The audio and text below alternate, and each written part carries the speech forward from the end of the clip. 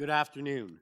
During the declared emergency, Committee of Adjustment virtual public hearings are being conducted by electronic means through WebEx, an online digital platform, and streamed on the Toronto City Planning YouTube channel.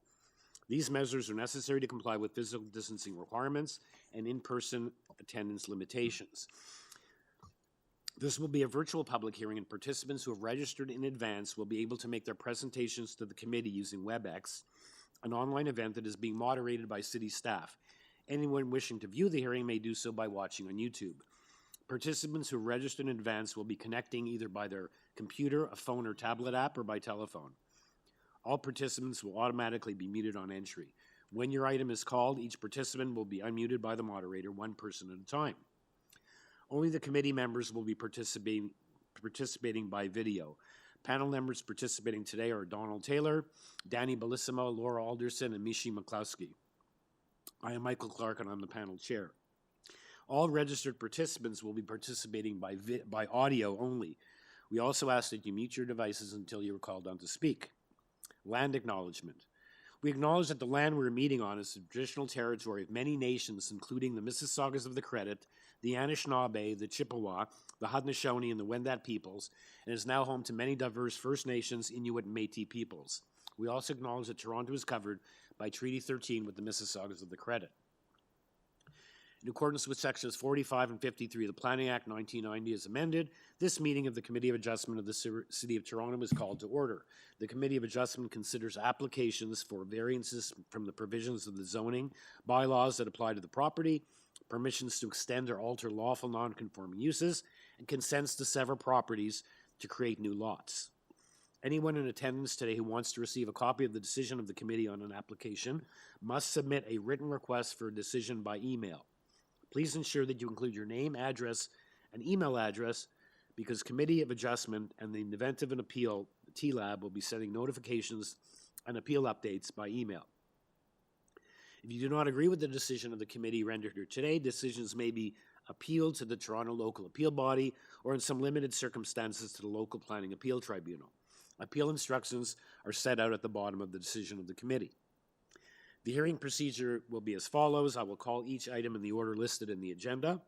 In making your submissions, when an application is uncontested, the agent or applicant may proceed with a presentation if desired. Where the committee does not require a presentation, applicants are to advise the chair should they wish to speak to the committee. The committee may ask questions and or take the matter into the committee for a decision. Each speaker, including the applicant or agent, is given a maximum of 5 minutes to address the committee, and I will comment when you're reaching the 5-minute mark. When addressing the committee, please clearly state your name and address, and please remember to confine your remarks to the matters outlined in the application. The applicant or agent will proceed first and makes their presentation to the committee of the application. Please note that the committee may not entertain revisions to the proposals of the hearing today. The committee may decide to defer the application if substantially revised in order to ensure that the revised application is accurate and that all those entitled to notice of the application are informed of the changes. Then individuals either in support or opposed to the application will be invited to speak. Committee members may ask questions of each speaker after they finish their presentation. When all speakers are finished, the applicant or agent is given an opportunity to rebut only those issues and answer those questions that were raised by the speakers. That will then mark the end of the discussion, and the application is then taken into committee for a decision. Are there any declarations of interest of panel or staff to declare on the matters in this afternoon's time slot? Yes, Mr. Chair, I have a conflict with item 20. I was the planner who processed the last development application on that property. Okay, so we'll note that. I believe that matter is getting deferred in any event. But when it comes back eventually, we have that declaration. No other declarations of interest? Okay, in that case, the first application is item number 20, 96 RIVALDA Road. It's an application to construct a self-storage facility. There are 8 variances. Excuse me, Mr. Chair? Yes. The applicant is not present. Okay, we have Giuseppe DeMarco, but I guess because of the automatic deferral or the fact that there's a deferral, I guess he perhaps didn't realize he has to be on the line to speak to it. Yeah, so their transportation is looking for deferral, planning is requesting a deferral, for reason number 5, which is for a site plan control to take place. The applicant is now, as I'm advised, the applicant is in agreement with the deferral. And the applicant is not present, so I guess we need a motion to defer the matter. Mr. Booth, whoever wants to go first. Danny or Laura? Let's not fight over it. Go ahead, Danny. It's a deferral. Move for deferral, yes. Okay. I'll second that. Okay, all in favor? Okay, the matter is deferred. Okay, the next application is item number 21, 98 George Street. It's an application. There we go. We have a revised notice sheet highlighted in yellow. It's an application to construct a 2-story rear addition, a 2nd-story addition above the existing dwelling, a new front porch, and a new rear deck with a basement walkout. And there are 5 variances. We have the revised notice, variance 3, the length has been reduced. That was the one change. We have, so the revised plans, we have applicant submission. We have support from 90 George, 92, 96, 100, 100, and 104. Transportation says they cannot accept, given the parking and access issues. So they just say they can't accept it. They don't say they're recommending refusal. I don't know what that means, if it means the same thing. Mr. Carvalino?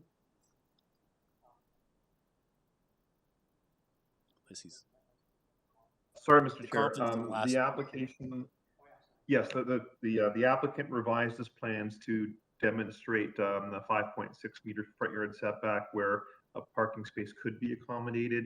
I believe an email was submitted by the applicant, which still identified a concern regarding the driveway from transportation.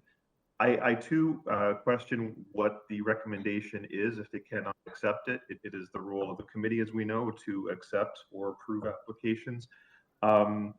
It appears from the commentary that was submitted that there still remains a concern with driveway access. Okay. But that the 5.6 meter setback was one of the 2 elements that was addressed by the applicant, and maybe the applicant can speak to this. Okay, and apparently, and also in our additional materials, we received some revisions that apparently don't affect the variances. Correct? So, and we have Urban Forestry looking for condition number 3 on this application. Okay, well, perhaps we can hear from the agent, John Boone. He's the only party registered to speak on this application. So that memo. Good afternoon. You hear me? Yes. Okay, that's fine. I know a couple of things. So we went through with community planning to revise the plans.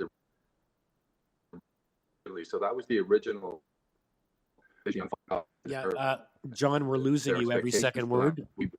John, we have a connection problem. Okay. Okay, try again. Is it any better now? Yeah, do we have that email that you put up on the board in our package? Okay. Maybe you can make it larger so you can read it. Yeah. I don't recall seeing that. Did we have that email? See, it's dated the 25th. Mr. Chair, it's the lower part there from Luigi Nicolucci. That's where the conversation regarding the 2 elements is being identified. Okay. Okay, I can read it from here. Okay, go ahead, Mr. Boone.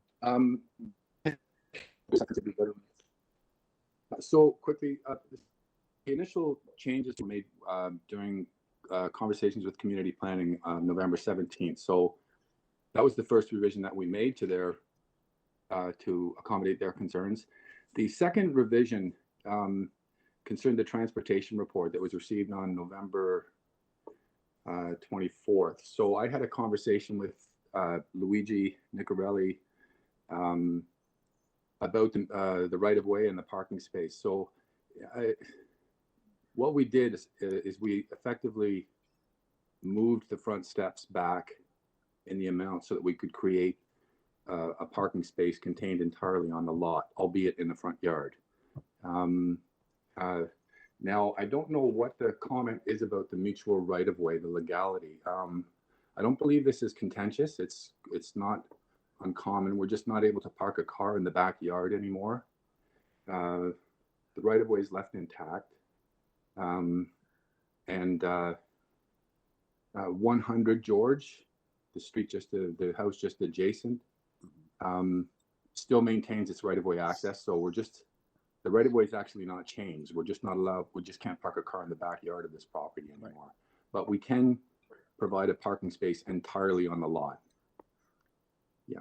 Right, so that relates to variances 4 and 5. No parking is provided, but a parking space will be located in the front yard. Those are the two variances that.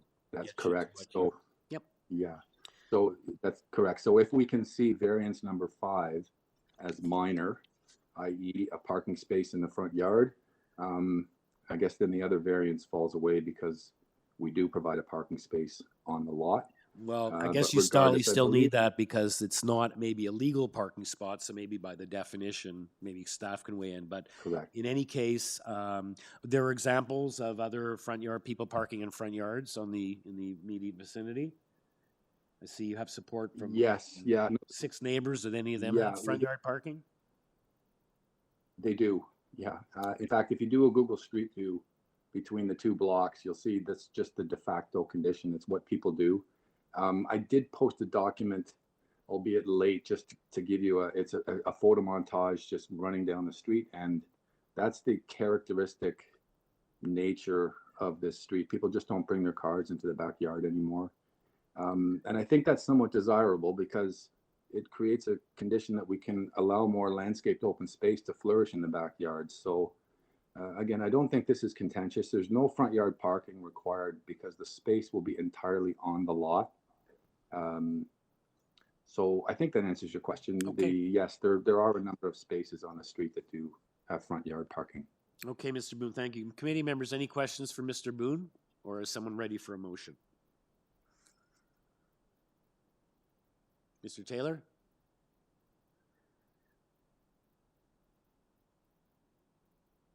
Thanks, Mr. Chair. Yeah, I'm just referring to the transportation memo here, and I appreciate that a front yard parking space may now be provided.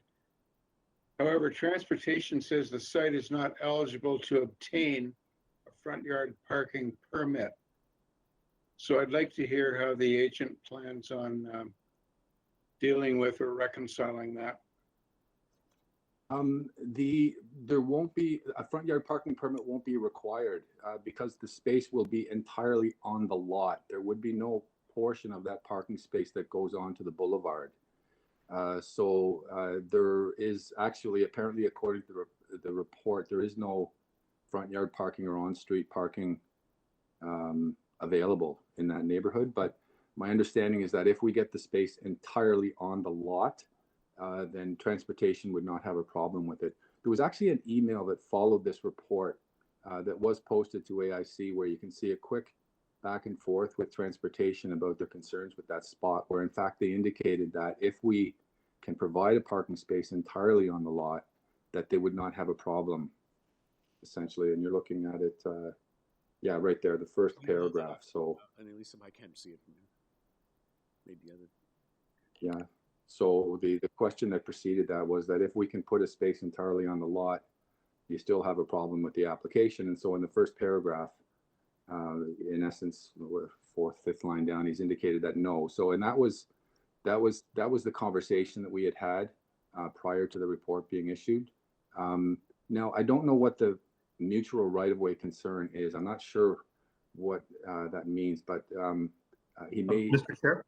So, sorry, maybe I can shed some light on it. On the second paragraph of that exchange email, the one that's up right now, it says, in addition to the above, I still want to reiterate our concerns with the mutual right-of-way.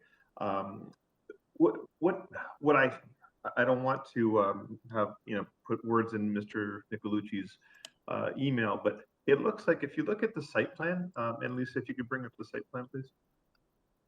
There's a mutual driveway, and it looks like the easements end at a certain point, just on the side there. With the extension, the length of this proposal, you would have to, if you had a parking space in the back, and there was a garage which is now labeled shed, you would have to cross over private property without the right to do so, because the easement ends before the end, before a car can effectively turn and get into the garage.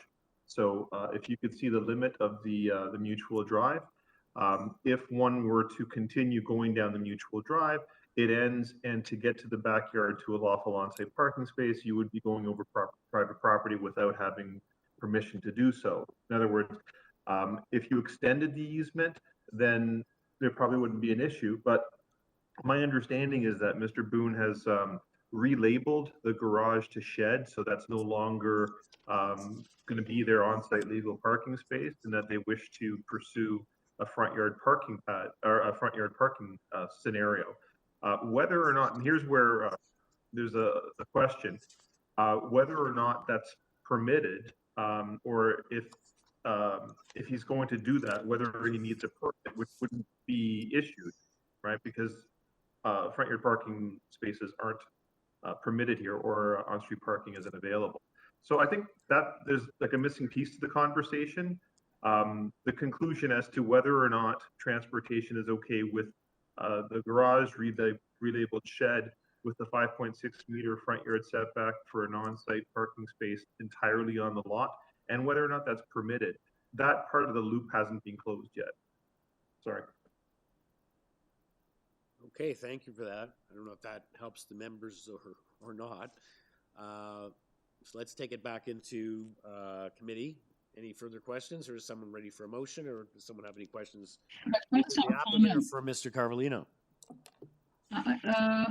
Just for everyone, really. It sounds like this is a prevailing condition, though, on the street. It sounds like, and I have looked at it in Google Maps, and it looks like it, even with the next door neighbor, there is front yard parking.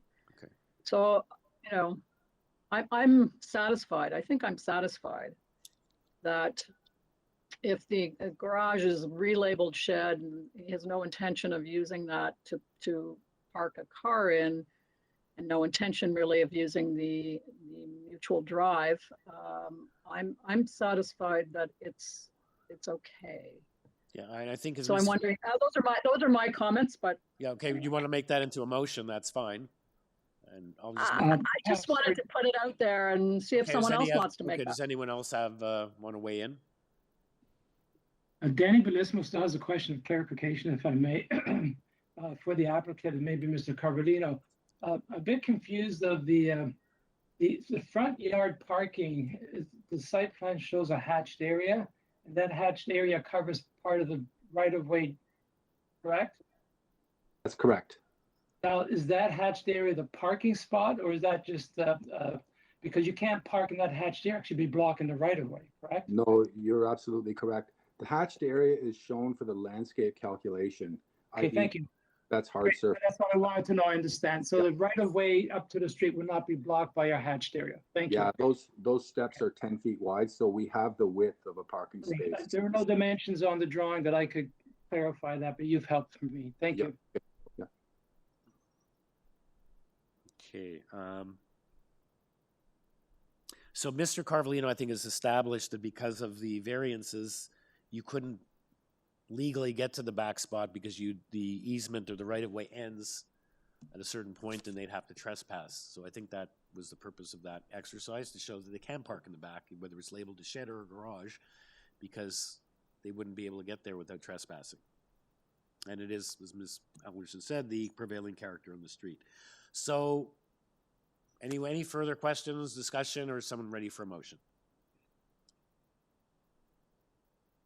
Danny Belismo would like to make a motion, and you may have to help me on this one, because I'm referring to item 21 applicant revision page, and there's no date on that. So I refer to it in that way, and I'd like to move for approval of the variances 1, 2, 3, 4, and 5 as per the applicant revision page. So it's the application as revised.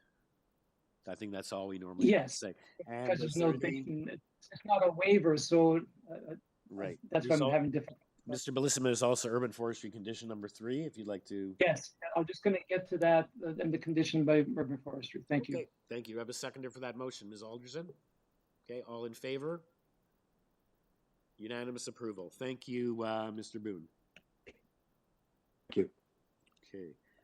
Our next application is item number 22, 158 Northland Avenue. It's an application to construct a one-story addition. There is one variance. The building length is meter 0.01 off, and we have nothing whatsoever. We have supporting materials, photos, and from the applicant, the agent, Ms. Evangelista, and nothing else on file. No conditions, no comment from neighbors or city staff. Ms. Evangelista, welcome.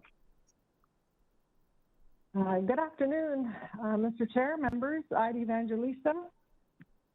On behalf of the owners of 158 Northland, you have in front of you the materials that I submitted outlining what it is the owner would like to do, just to add on a modest addition to the bungalow, just to allow for some additional living space. I did reach out to the neighbors with packages. I spoke to the neighbor at 156 and 154 who were in support. They had no questions. And I believe I respectfully submit that it is a very straightforward application. Do you have any questions? Yeah, this is, you have several this afternoon. This one is pretty straightforward. We have like one variance of 1 meter 0.01. Very modest one-story addition. So, many members, any questions, or is someone ready for a motion? I'm ready for a motion, if no one else is. This is a very straightforward application, as you say, and I'm happy to make the motion for the approval of one variance with no conditions. Thank you. Seconded by Mr. Bellissimo. All in favor? You have unanimous approval. Thank you. We'll see you here a little later. Thank you. Okay. Next application is item number 23, 53 LANGSIDE Avenue. Again, we have a revised yellow highlighted sheet showing revisions. There were 2 variances. There is now just one.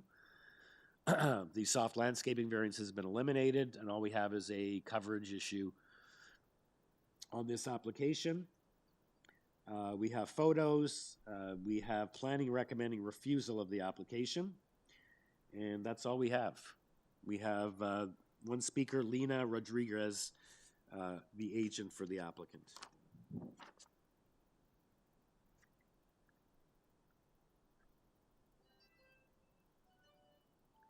And we have the plans, we have photos, we have an area map submitted by the applicant, as well as photos, as well as the planning memo with their justification of the refusal.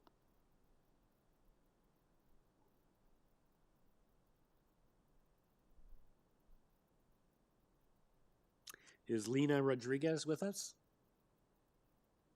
Yes. Hello. Hello, good afternoon. Good afternoon, Mr. Chair and members of the committee. My address is 504 Perth Avenue, and I'm the agent for the owner. Okay. The proposal is to construct the new 2-car garage, detached garage in the rear yard. The planning report was done prior to the submission of the revised waiver and the revised drawings. So I had again reached out to the planning after I saw it posted. The refusal was posted online, and they said that it was written prior to the submission of the waiver, but they still are just concerned about the lot coverage. Their concern is the lot coverage. Originally, we proposed a covered patio, concrete patio next to the garage, and we decided to remove the roof at first to reduce the lot coverage, but the landscaping still stays. And then later on, the owner decided to completely remove the concrete covered patio, and that complies with the soft landscaping, which we have now 57.8%, more than the 50% required. And the lot coverage also was reduced from 41.6 to 37.43%. The two-car garage dimensions, inside dimensions, the width is 5.8 meters, which is the minimum width requirement for two parking spaces, 2.9 for each car parking space. So for two, it's 5.8. So the inside dimensions, if you look at the plans, is only 5.8 meters wide by 6 meters length. That's again is the minimum space required for parking two cars. Please note there's no storage or no workshop space inside this two-car garage, just enough space for parking two-car garage. So, and there is no other ancillary structure proposed in the rear yard, only this detached garage. And the growing family who resides here has 1-year-old and 3-year-old children, and they needed these two cars. They needed a two-car garage for the growing family.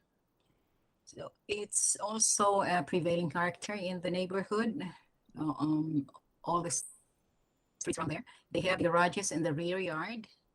As you see in the attached photos, mostly have 1 car, 1.5 car, and 2-car detached garage in the rear yard.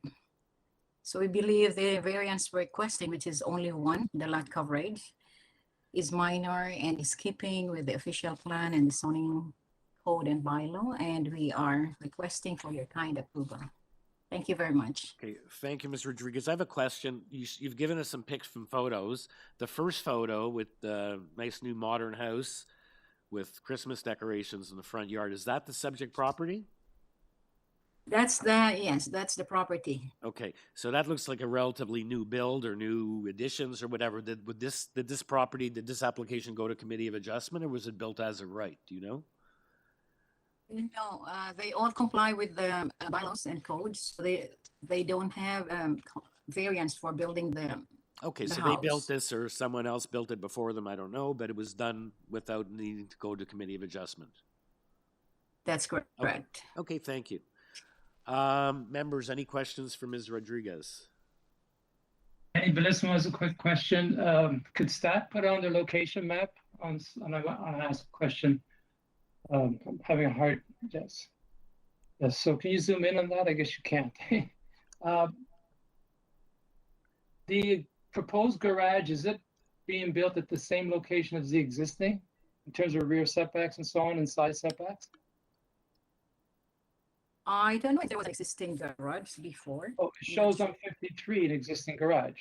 Oh, That's okay. why, So that's why I'm showing this Let me site see plan. this. It shows the garage with the star is, there's a garage in the back. Is that not your property 53?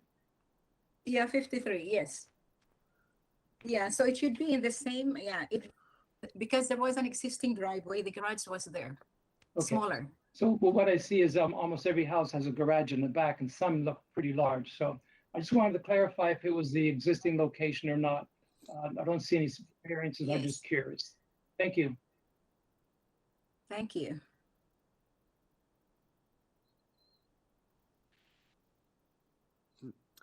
I guess the only thing that for me that comes to mind, if the applicant had applied when I don't know when this house was built, how many years ago? Was it 2 years ago, 5 years ago, whether it was existing. If they had applied for the garage then their coverage would have been higher at that point. So if they maxed out their coverage on the house and then then came back later, I don't know how many years ago this thing was built. So that's my only comment, is that we already have the existing house, which I assume is already filled up the coverage. Okay, any other questions, or is someone ready for a motion? Danny Bliss was ready for a motion. I concur with all your questions, Mr. Chair, but that's why I raised that notion about the fact that that house had an existing garage. So I find that the garages are in character of the neighborhood, and I find that the variance is minor in nature. Move for approval. I don't believe there are any conditions based on the applicant revision page waiver for recommend, sorry, variance number 1. Thank you. Do I have a seconder for Mr. Bellissimo's motion? Mr. Taylor, all in favor? Okay, you have unanimous approval. Okay, Thank you very much. thank you, Ms. Rodriguez. Good afternoon, everyone. Okay, the next application is item number 24, 17 Saffron Crescent. We have again, hold on. This is an application to construct a second-story addition to the existing bungalow, a covered front porch and a new covered rear deck. There are 4 variances. We have a cover letter, we have Metrolinx advisory comments, we have opposition. Yeah, we have opposition from, there were 2 anonymous letters, they've now identified themselves, from 20 and 22 Saffron. And another one from, I think another, no, they were both anonymous.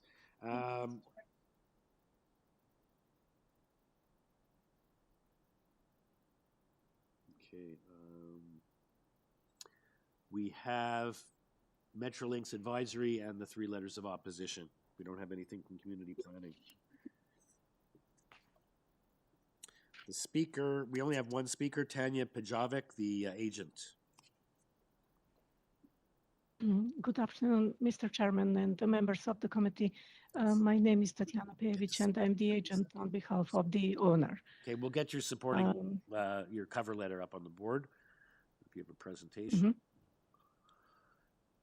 Yes, we are aware, in fact, of 2 letters of objection and mostly how what is expressed in these letters.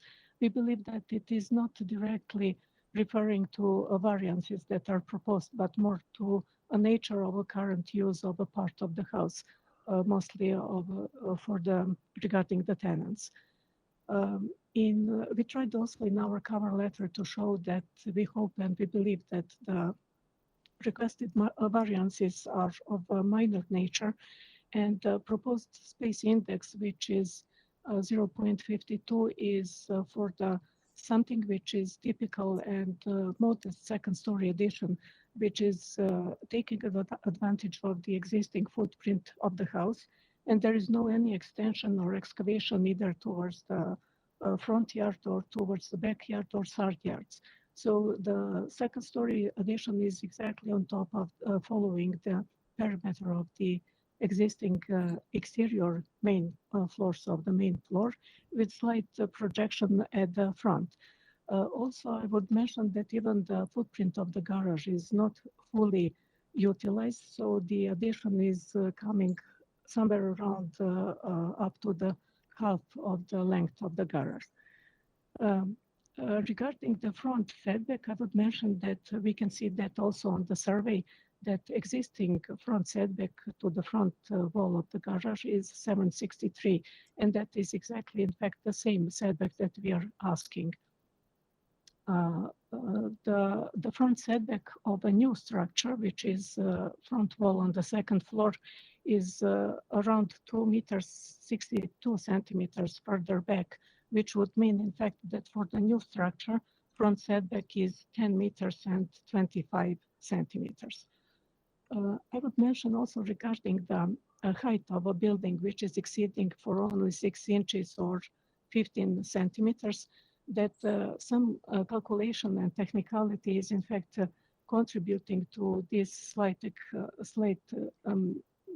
exceed of the required building height. The house is standing on a sloped terrain, and it's going from the west to the east, and there is significantly lower level on the east side. So when we take the average calculation for the average grade and up to the top of the roof, it appears that we have this 15 centimeters more, although the main floor is starting from the, I would mention, from the level of the existing main floor, so there is no change in the height of the level of the main floor. Main floor is with the proposed ceiling of 9 feet, and the second floor is with the proposed ceiling of just 8 feet. The whole roof is designed with the major area of the roof is 4 and 12, which means, in fact, that it is relatively shallow roof. But it is designed since the owner wanted to utilize this roof for the placement of in the future for solar panels, it was necessary to have a bigger area. And then when the three other sites meet in the ridge part with this 4 in 12 area of the back portion of the roof, which is exposed to the south, it appears that just because of this geometry, we have this Okay, can you 15 wrap up, please? centimeters Start wrapping more. up. Yes, so we hope and we believe that this is that the proposed variances are of minor nature. Some of them are even existing as it is front setback, and we hope that we can have your approval. I would just mention that the owner had some verbal communication with some other neighbors, and recently he received also verbal support from the neighbor from number 16. Well, we don't SAFFRON. have anything. You can't tell me about a neighbor in support where we don't have anything in writing. But thank Yes. you. Thank you for your submissions. I'd just like to point out You're that, welcome. you know, we see the letters of opposition and not in any way to minimize the concerns of the neighbors about the behavior or whether someone's a model or a good neighbor or not. The committee, I believe, has to put itself, we deal with planning concerns, so I think we have to put ourselves in position if this application was made by a good neighbor, then we have to consider it sort of the same way without concern for what has happened there in the past, because those are not planning concerns. Committee members, any questions for the applicant? The agent, rather, or is someone ready for a motion?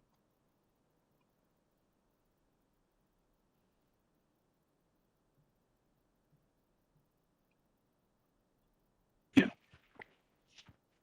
Mr. Chair, I'm satisfied the application meets the 4 tests under the Planning Act, and I move approval without conditions. Thank you.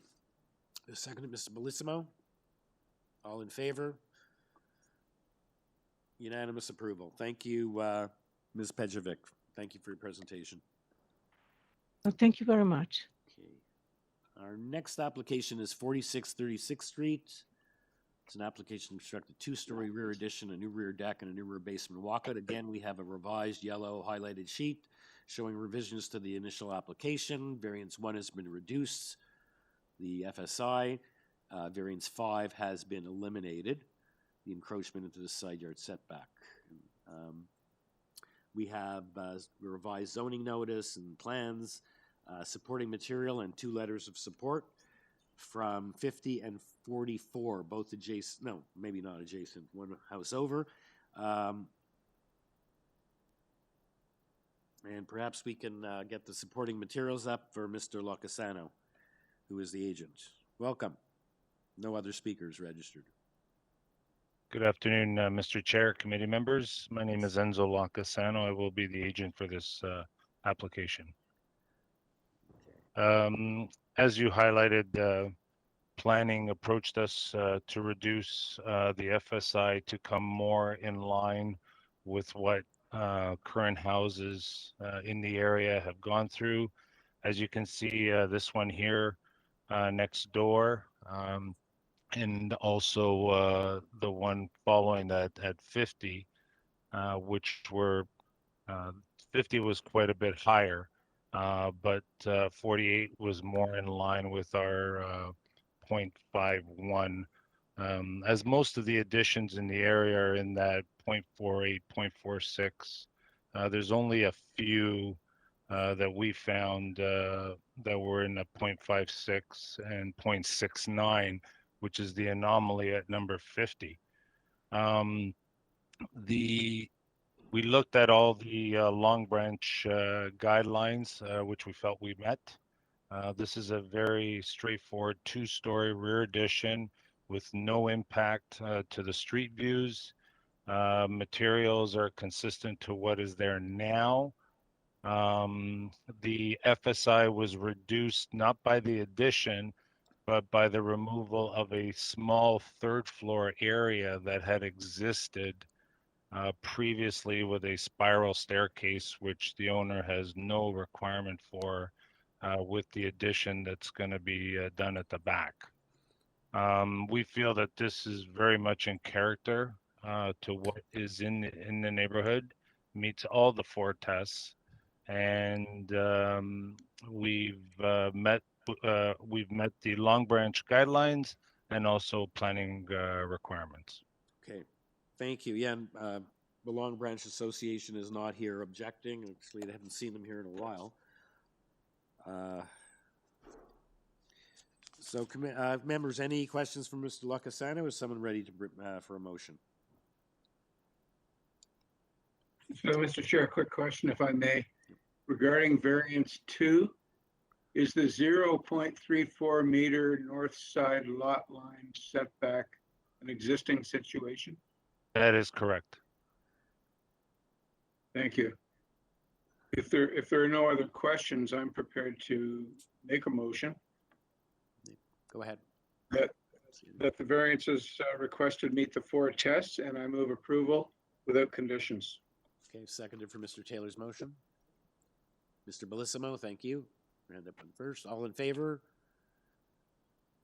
You have unanimous approval. Thank you, Mr. Lacasano. Thank you so much. Have a great afternoon. Okay. Next application is item number 26, 5 Truman Avenue. It's an application for a second-story front addition, a two-story. Whoops. It is for a second-story front addition. There are 5 variances, and we have nothing whatsoever other than an opposition letter and the additional materials we just received from 1184 the Queensway. That party is not here to speak, so we have the agent is Edward Begage.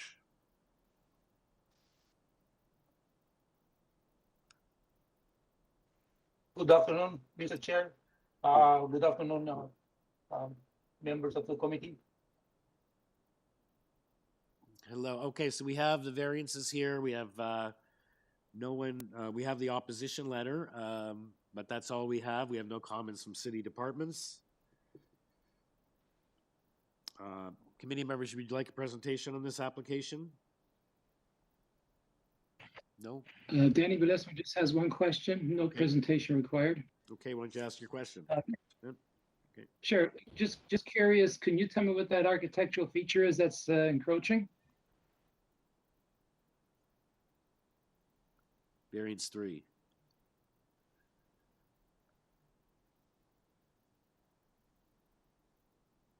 Did we lose Mr. Begage? No, it's another guy. Hello? Is it on the elevation? I'm just curious because I rarely see that. Hello? Hello? Hello, we can hear you. Can you hear us? Yeah, I think another guy is interfering with my, so good afternoon, Mr. Chair. Yes. Good afternoon, members of the committee. Yeah, sorry, Mr. Begage. All Mr. Bellissimo wants to know is what variance number 3, what's the architectural feature that encroaches into the building setback? I understand. So I was looking at the drawings that I think we missed showing on the sections. The architecture is just the cover, like a porch cover, but it's only for the stairs. It's not that it's gonna be used for anything. It just to get a better view for the front, if you can see. But we missed the drawing, so I have to add that. We missed showing on the sections. If you can see on the sections, yeah, you can see here the front, but we missed showing on the sections when we show the stairs. So it's just cover for the stairs to give a better view to the house. You see here, we missed showing that on the drawings. So the architecture is that cover. So that balcony is just, it's a fake balcony, it's not a balcony. And the front is just for architecture.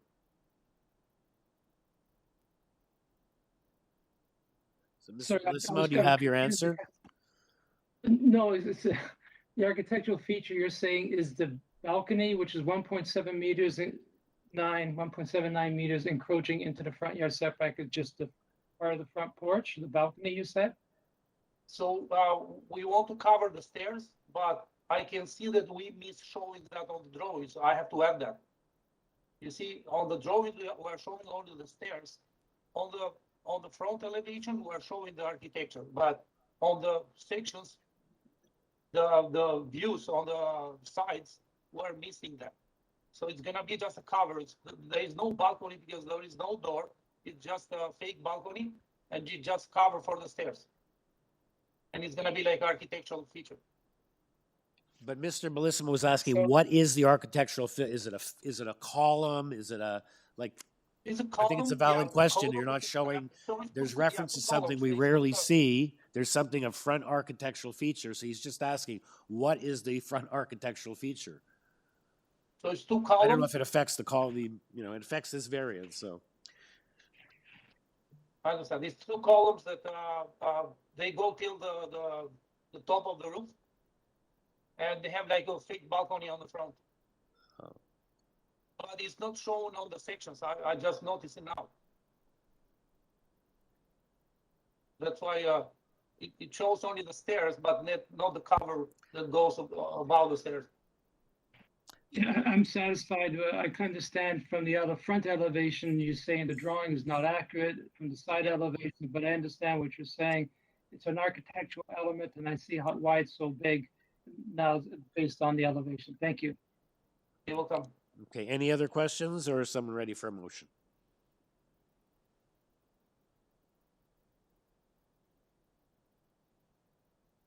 I can't see anyone's, you have to say yeah, because you, Yes, Taylor? I don't see, yeah, you're not showing there, so I can't see when you raise your hand, but Mr. Taylor, would you like to I'm waive ready the to make motion?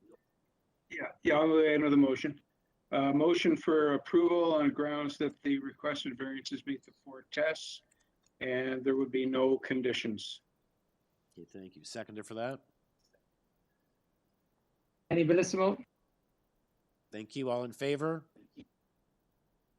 And I can't see because you're not showing on the screen, so just Laura and Mishi, can you just or verbally tell us Yep. whether you're in favor? Yeah, both we're in favor. Okay, Yep, so we it's are. unanimous. Thank you. Okay, thank you, Mr. Begaj. Thank you. Okay, the next application is item number 27. 91 Lake Promenade. It's an application to construct a 2-story front addition and a new rear deck. There are 7 variances. We have a previous decision in August 26, 2021. That was a refusal. We now have supporting material. We have opposition from 89 right next door. We have planning, conditions of approval, transportation and advised they have no concerns. And in the additional materials, we've been advised that the TRCA can support this application. Registered to speak is Robert Stern, the agent, and as well as the neighbors at 89 Lake Promenade, the author of the letter, as well as another neighbor, as well as Mr. Scholes from either on his own behalf or the Long Branch. He'll let us know when he speaks. Okay, Mr. Stern, welcome. Good afternoon, Mr. Chair and committee members. Thank you. Okay. I am the So, agent. sorry, for- in your presentation, Mr. Stern, if you can please, I knew I made a note to ask you this. Can you please indicate how this application differs from the previous application in August that was refused? Because I think we have a similar FSI. So if you can just walk through how it's different. Okay, just quickly to do that. Obviously, it is different because community planning, I think, was opposed last time, and here they're asking for conditions if we see fit to approve. Exactly, one condition. Yeah, based but on- actually that one, they Correct. want the variance refused, variance 6. And then, Yeah, but they did leave provisions for if you Yeah. do pass it. okay, so you know what I'm looking for. I just want you to tell us how it's different than what you were here with several months ago. Okay, what we did is we reduced the size of the structure by moving the front back by 1 meter. So what this did is basically effectively it has reduced the front yard setback and increased it's reduced the front yard setback, decreased the floor space index and building length, and it's also added a larger landscaped area in the process. We were at 1.29 last time we applied. We're at 1.11 for FSI and a meter less for length and building length as well. Okay, I'll just go through my revised, just basically say again what's said in the letter that I put to you guys. So in our previous submission, we had 4 deferrals: transportation works, forestry, and TRCA and city planning. Since then, we've cleared them all. We've also removed 3 variances in the process since November of 2020, then with planning. And this current plan, which is our 4th revision, still has a reverse grade garage. However, it has, as we spoke about, reduced front yard setback, floor space and building length, and larger landscape area. City planning isn't supporting the reverse grade garage. Their objection is not based on build form, but solely as a matter of policy, as we have addressed their concern. We are not asking to set case precedent here, as the variances we're requesting have previously been approved by this committee, even the reverse grade garage. We request the committee, based on sound design and build form principles, approve this application. And to address planning's comments regarding the zoning bylaws and official plans, in North York in 2005, there was a flood that caused many reverse grade driveways to overflow into basements. This triggered a staff report recommending a citywide zoning bylaw prohibiting reverse grade garages. And the official plan followed suit and discouraged, but not prohibited, for reverse grade garages. In response, Toronto Water made provisions to allow for reverse grade garages. The first provision would require an exemption to the zoning bylaw via a minus variance. That's why I'm here today. And the second, a Toronto Water technical review, which would be conducted at the permit application stage, as stated in planning submission. The official plan, section 4.1, outlines development criteria for neighborhoods. The preamble to development criteria states physical changes to our established neighborhoods must be sensitive, gradual, and a fit to the existing character. The south side of Lake Promenade is unarguably eclectic in style, massing, and physical character. Thus, there isn't a prevailing physical character. However, our design is sensitive and a fit, as we are maintaining the existing shape and style of the house. Policy 4.15, which planning addresses in their comments, goes into the criteria for neighborhoods and requires that development in established neighborhoods respect and reinforce the existing physical character, including prevailing location, design, and elevations relative to the grade of the driveways and garage. So this design respects and reinforces the existing physical character of the neighborhood. We are following this policy as reverse grade garages are the prevalent condition and design in the immediate context of 91 Lake Promenade. If you look to the 2 properties to the east and the west, the majority have reverse grade garages, as you can see on Appendix A in the submission. Also, policy 4.1 promotes enhancing safety by providing eyes on the street. Categorically, a reverse grade garage would accomplish this goal far better than an at-grade garage, which would impede the view.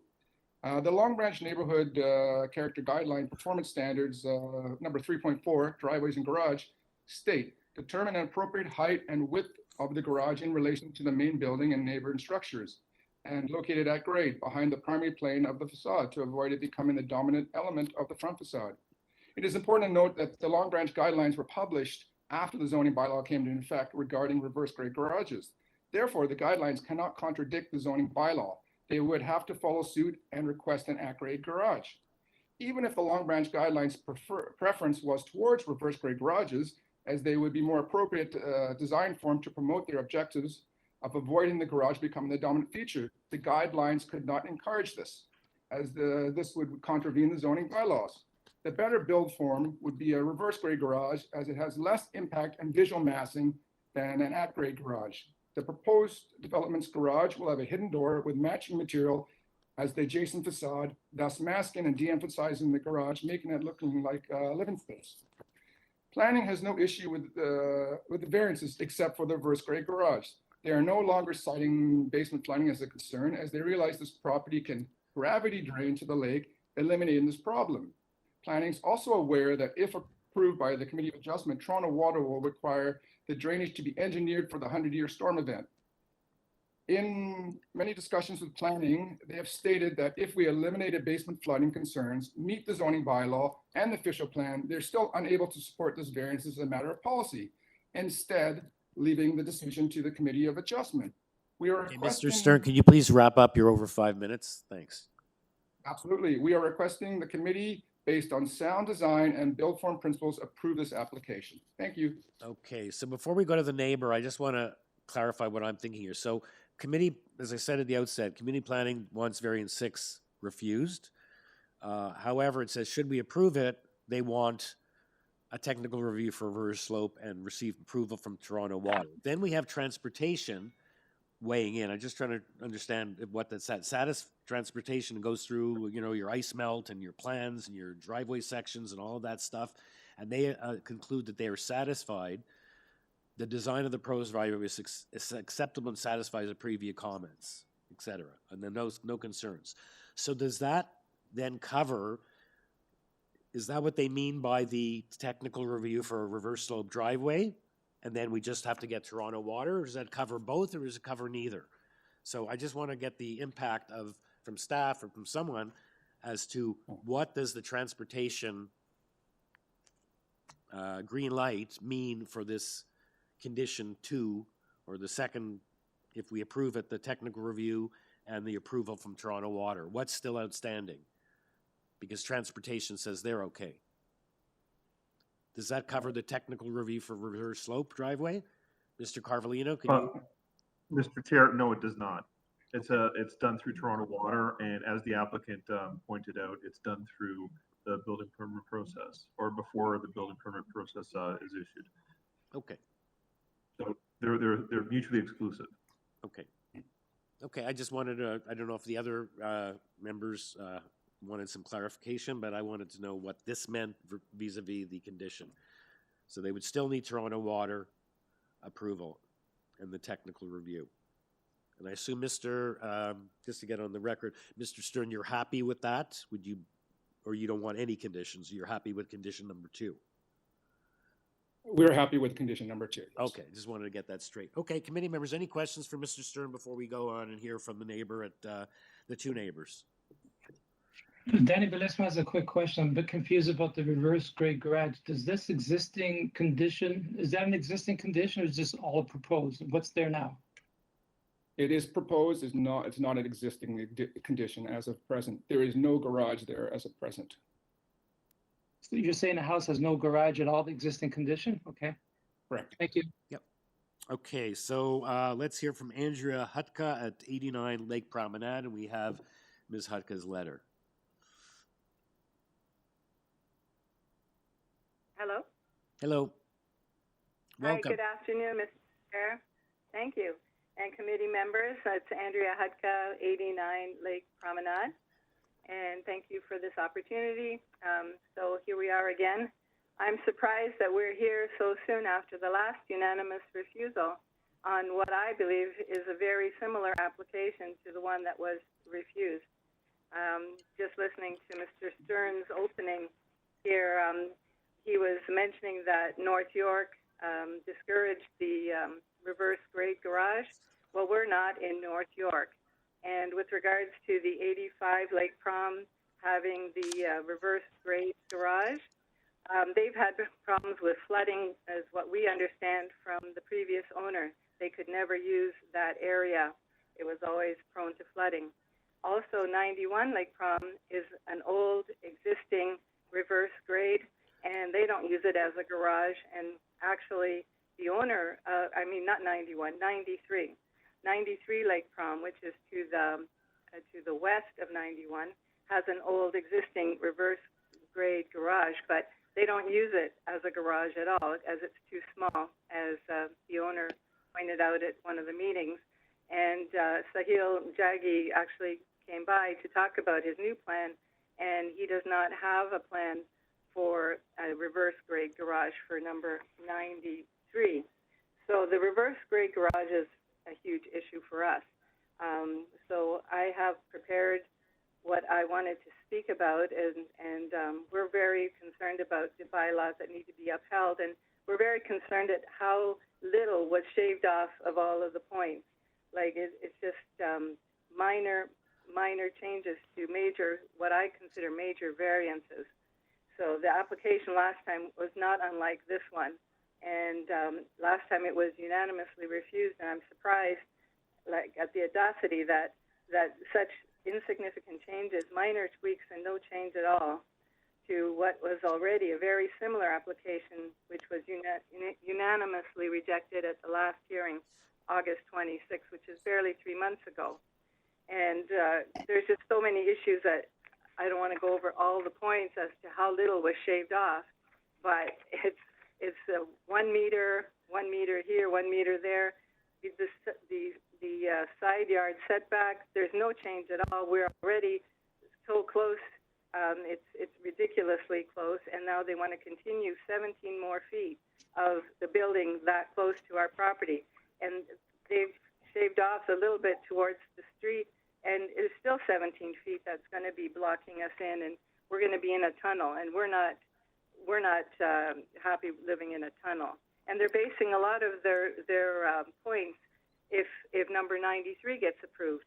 Well, we don't know that 93 will ever get approved, and if they do, well, that's something in the future, but it's not something that's happening right now. So those are our concerns with regards to the tunnel, and a lot of the issues that we had last time were not addressed.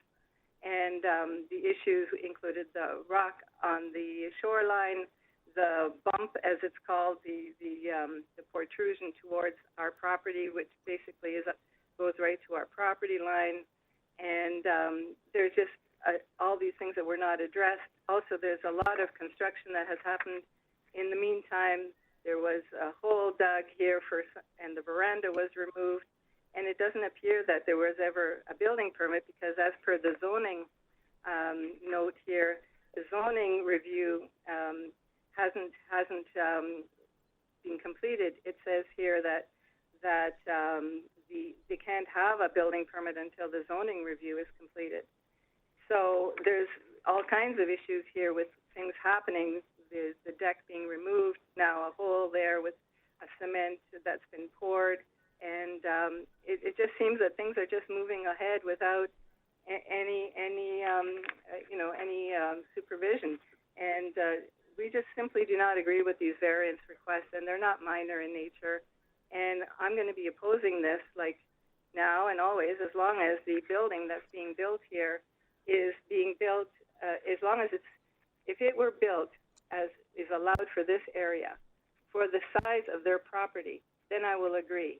But not this jumbo size building that they have exactly very similarly presented at the last meeting. So those are basically the points. I'm not going to read all the inches that are shaved off here, but I mean, we're talking 0.16 meter less, 1 meter less, 1 meter less. It's ridiculous. Anyway, those are the points here, and I'm just saying also the other thing that was not addressed in all of this was that the house was infirm, not stable. When we looked at it years ago, I haven't seen any improvements, and I have heard a lot of banging inside, so I'm not sure if they've already started building indoors, but it's just, I don't see any permits for anything, Okay. and I see things moving. Okay, your time is up, so if you could just wrap up. Thank you very much. Okay, thank you for super. your submissions and your letter. Any questions for Ms. Hudka at this time before we go on to the next speaker? Okay, Andy Scholes. And Andy, if you can advise if you're here speaking on your own behalf or as you're in your role with the Long Branch Neighborhood Association. Very well. My name is Andy Scholes. I'm a board member of the LBNA. I live on Jasmine Avenue in Long Branch, just 2 blocks north of this site. I'd like to say that we have noted some minor changes that have been made to this plan. The FSI is reduced slightly from 1.11 from 1.29, but it's still 3 times the density allowed for this property. The building length and setbacks are reduced a bit, but still are subject to a number of variances. Last time I addressed this committee about this home some 3 months back, I was looking for professional opinions from city departments of planning, transportation, and the Toronto Regional Conservation Authority. It seems those opinions are now in, even if they were filed in just the past 7 days, the last being yesterday, which is more than a little frustrating. From the staff report I read, the staff noted that while the proposed floor space index appears large relative to other approvals in this area, as the measurements is impacted by the Toronto and Region Conservation Authority shoreline hazard limit. Later on they say, however, as shown in the drawing A13 in the architectural plan submitted by the applicant, the floor space index would be 0.47 times the area of the lot if not subject to the hazard limit. As such, staff do not have concerns with the proposed floor space index. However, a colleague shared a quote from the official plan. Official plan policy 3.4.10 states, land below the top of a bank or other hazard lands may not be used to calculate permissible density in the zoning bylaw or used to satisfy parkland dedication requirements. When the city harmonized the 42 bylaws under 569-213, it added the following provision to be in compliance with the official plan.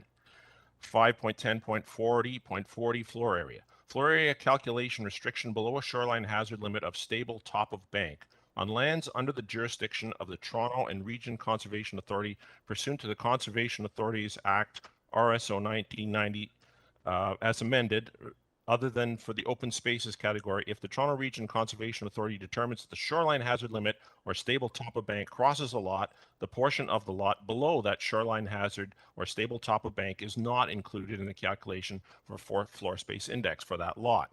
On page 15 of the revised plans, and it's labeled A13, there's a chart that calculates the FSI for this property in 3 different ways. Method 1 calculates the FSI for the property using the whole lot, right down to the lake, presumably. This comes out at 0.47 for the new build. I believe the applicant feels that this calculation is the most accurate. Method 3 calculates the FSI using the lot area above the shoreline erosion hazard limit. This looks like the method used by the technician that wrote up the variances for the public hearing notice for this application. My honest question is, which calculation method should be used for this application? Shouldn't it be the same method used for all applications? The Toronto Regional Conservation Authority in their report state the TRCA staff reviewed the requested variances and they have no impact on the TRCA's policies and programs. As such, we have no objection to the approval of the minor variance application, and they number listed off. My question, when the TRCA says they have no objection, is that for all 7 variances or just the requested variances? What are the requested variances? Does the TRCA have any jurisdiction when it comes to FSI, or are they restricted to how close the house is to the lake? Then there's the garage. There seems to be some disagreement about the below-grade garage. Transportation seems to find it acceptable, but planning doesn't. The applicant, in his cover letter he shared with you today, discounts planning department's reluctance to endorse the below-grade garage solely as a matter of policy. However, remember that's the applicant's opinion of planning department's reasons for objecting to the garage. The applicant mentions in the same letter, addressing the possibility of basement flooding, he states, "We agreed to sign a legal document absolving the city of any liability. This might work in the short term, but should the property be sold, which is certainly a possibility, should this responsibility be dumped on the next owner? Real estate agents aren't always the most truthful or forthcoming with setbacks to a house when trying to sell a property. The applicant's way of dealing with driveway runoff using a gravity feed drain pipe to the lake is also an environmental concern. We may not be overwhelming the sewer system, but dumping road salt residue from engine oil and coolant straight into the lake cannot be ignored." And for the record, the LBNA is not in favor of an at-grade garage due to massing. The LBNA remains concerned with the overbuild on this lot, and the good possibility of granting this applicant permission will set a precedent for more oversized homes in the neighborhood, that the character of this neighborhood has been measured in a broader neighborhood as low density. This low density allows for landscaping and large canopy trees that add to the public realm. We remain concerned about the lack of tree protection for private trees on or close to this property. The LBNA has witnessed where trees were to be protected and were lost following construction due to insufficient tree protection and or lack of concern by the builder or homeowner. An application for this property was refused by the committee on August 26th. The decision states, and you know this well, the reason for the decision is that, in the opinion of the Committee of Adjustment, the variances requested are not minor in nature and are not desirable for the appropriate development and use of the subject property and do not maintain the general intent and purpose of the zoning bylaw and the official plan. This application is practically the same plan with some minor modifications. I would request the committee stand by their decision of August 26th and refuse this application again. If not refused, it should be deferred. Thank you very much. Exactly 5 minutes. Amazing. Yeah, I think we're not going to defer at this point. It's been the last, we've been dealing with it. I guess all the points are very valid in terms of the way you look at it. If the GFA is at 1.11 or is it 0.47? And this issue about the below grade garage as well. There is the alternative position here with community planning, and then we have transportation weighing in, and then there's Toronto Water. So there's a lot of factors to play. Committee members, any questions for Mr. Choles before we go back to the agent for his rebuttal? Okay, in that case, let's go back to Mr. Stern to respond to the two neighbors' concerns, or the concerns of the neighbor and the concerns of the Long Branch Association. I'll start with 89, Ms. Hutka's complaints. It would take a long time to rebut all of Ms. Hutka's complaints, so I'll just quote two of her statements from her written submission. Number one, if the applicant needs a garage, suggest buying a property with a garage. And number two, nor will I agree to any application that refuses to follow the bylaws. I will not go away from my stand. I am not agreeing now or ever. I submit with due respect that this indicates Ms. Hooka does not understand the purpose of the Committee of Adjustment. Unfortunately, this also demonstrates Ms. Hooka is not willing to compromise and to deal with the concerns of the LBNA, which, by the way, I've been trying to book a meeting and trying to get in touch with these guys so we can see eye to eye and come up with a plan together. So just to give you a little history of the dealings with the LBNA, I've sent 5 emails to them as they do not have a contact number on their website. It took me 2 visits to Andy's place. The first visit, I left my number and he said he'd get in touch with me regarding the meeting. That never happened. The second visit, he actually said to me that they do not review files prior to submission of C of A. This doesn't leave a lot of room for negotiation. Actually, after the 5th email that Christine Mercado finally replied to me, and we had already submitted for this application. So the LBNA doesn't really have a consultation process like their predecessor, the Long Branch Ratepayers Association. So unfortunately, we feel that they too are not willing to compromise as well. If you want me to address the specific issue, I can do that, but that's basically all I have to say on rebuttal. Thank you very much. Okay, thank you, Mr. Stern. Does anyone have any questions either for the Mr. Stern or for the neighbors, or someone ready to weigh in with a motion? Ed. Danny Billis, I'd like to weigh in with a motion.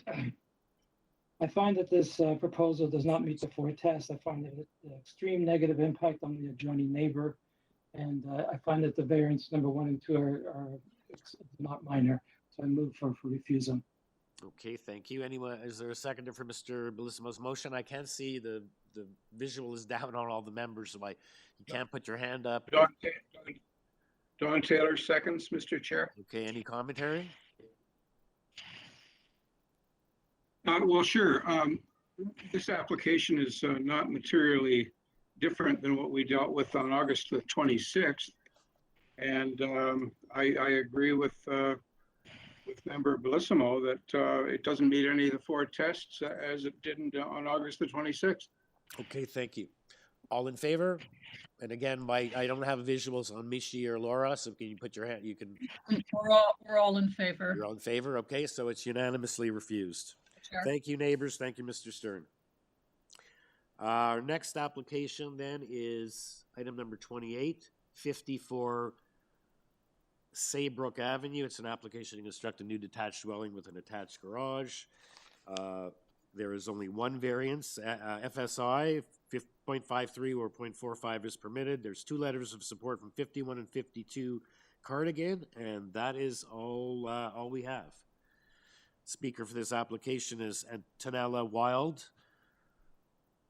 Good afternoon, members of the committee. Afternoon. As you see, it's good afternoon. As you see, it's one variance, and we're only over by 46 square meters. So I won't take your time with a presentation unless you'd like one, but I'd be happy to answer any questions. Okay, thank you. Yeah, I don't believe we need that. Any questions for the agent or someone ready for a motion? There are no conditions. I'm ready for a motion if there are no questions. I find the variance, it's a single variance requested minor. It is one variance, right? It is yes. One. Yes. I find it minor in nature and desirable for the development of the property, and therefore move for approval.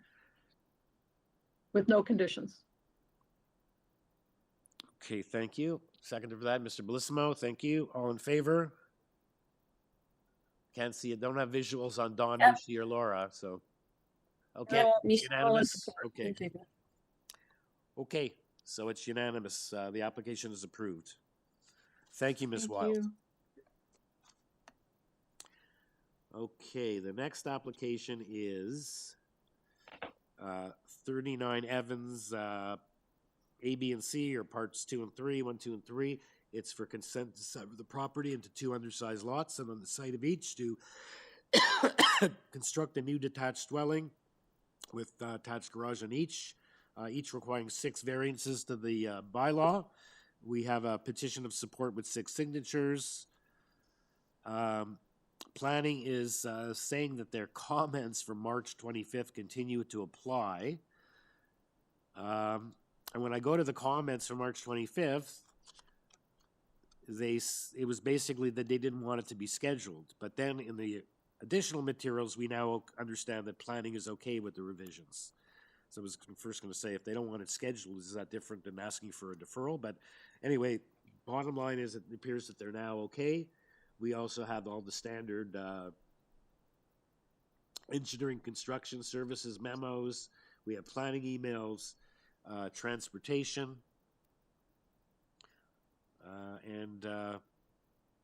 It doesn't say that was this matter deferred in March 2021? There's references to comments, or what happened in March 2021, Mr. Carvalino? The items that are being deferred don't normally say when it was being deferred from. Was this matter, is this the first time up for this application? I believe it's the first time. I don't see a minute attached to this, so I believe it's the first time. You could ask the applicant just to confirm, please. Yeah, because it just seems that I guess the comments were from March, and then I guess they didn't want it scheduled. Okay, so let's ask the applicant about that, but there is also a neighbor present on this application. So at 87 Evans. So let's hear from the agent, Nafisa Zangiabadi, for a short presentation. And planning is now in support.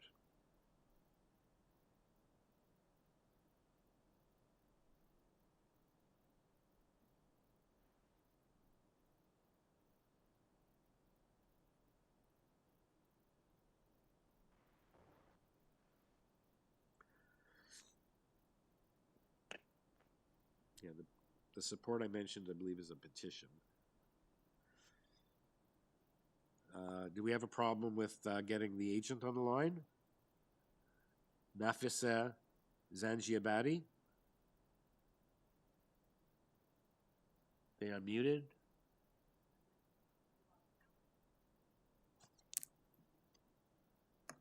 She's on, but we don't hear her. Hello, Nafise, are you there? Hello?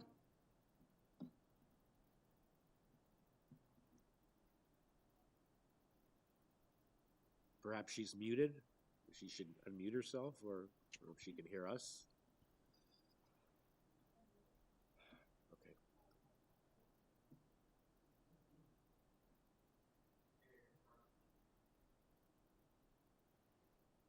Hello? Oh.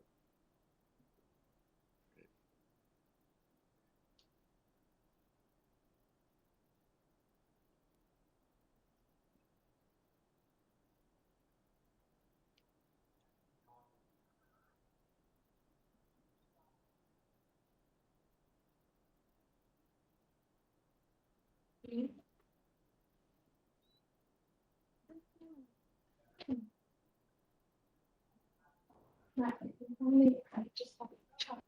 Hello? Is this Nafise?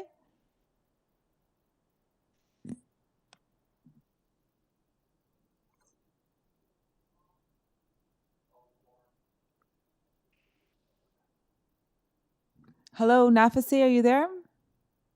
Yes. Hello, can you hear me? Okay, great. Yes. Yes. Okay. I'll log out and log back in. What was the question? You asked me? You want me to do a short presentation? Well, or- I just introduced the matter. I think you should do a short presentation regarding it. I see there's also, if you could touch on the issue about transportation planning, has some issues about a condition dealing with an easement. Yes. So perhaps you can deal with that as Transportation- well. But also, we do have a neighbor here. We don't know what their concerns are, so we'll be hearing from a neighbor, and you'll have a chance to respond. That neighbor is at 87 Evans. I don't know how close by Okay. it is. Okay. So the application is to sever the existing lot into two 25-foot lot and construct two new two-story dwellings on those.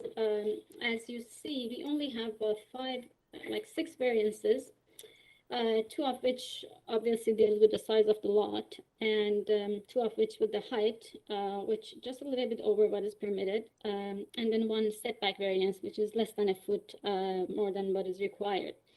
We are also removing variance number 6 as per planning recommendation. So basically, we're going with the severance, which basically two variances. We're within the coverage length, front and rear yard setback.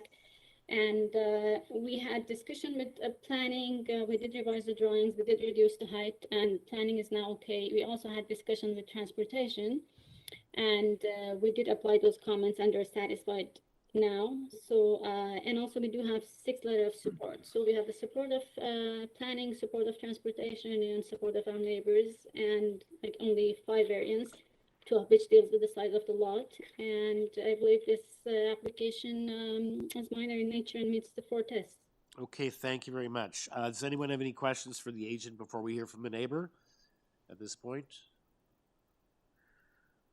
Okay, in that case, let's hear from Pat Gallardo at 87 Evans. It appears to be over on the next block, some distance away. So just to put it in context. Good afternoon, everyone. Thank you for the opportunity to raise some concerns. So my parents are the owners of 87 Evans Avenue, but we are the property owners of the adjacent property at 41 Evans, which is the property to the west of the. I was wondering 39 why Evans. what concerns you would have from that. Yeah. Okay. So it didn't indicate. So just a couple concerns. Yeah. Sorry about that. Couple of concerns that my parents wanted me to raise. Just they're elderly and they're not able to join calls. The first concern was just the adjacent windows in the new dwellings to ensure that they don't align with existing windows to the current building that's there. So we haven't seen an elevation for the plans. All we got was the site plan. So we just want to make sure that's a condition before the approval for the building permit.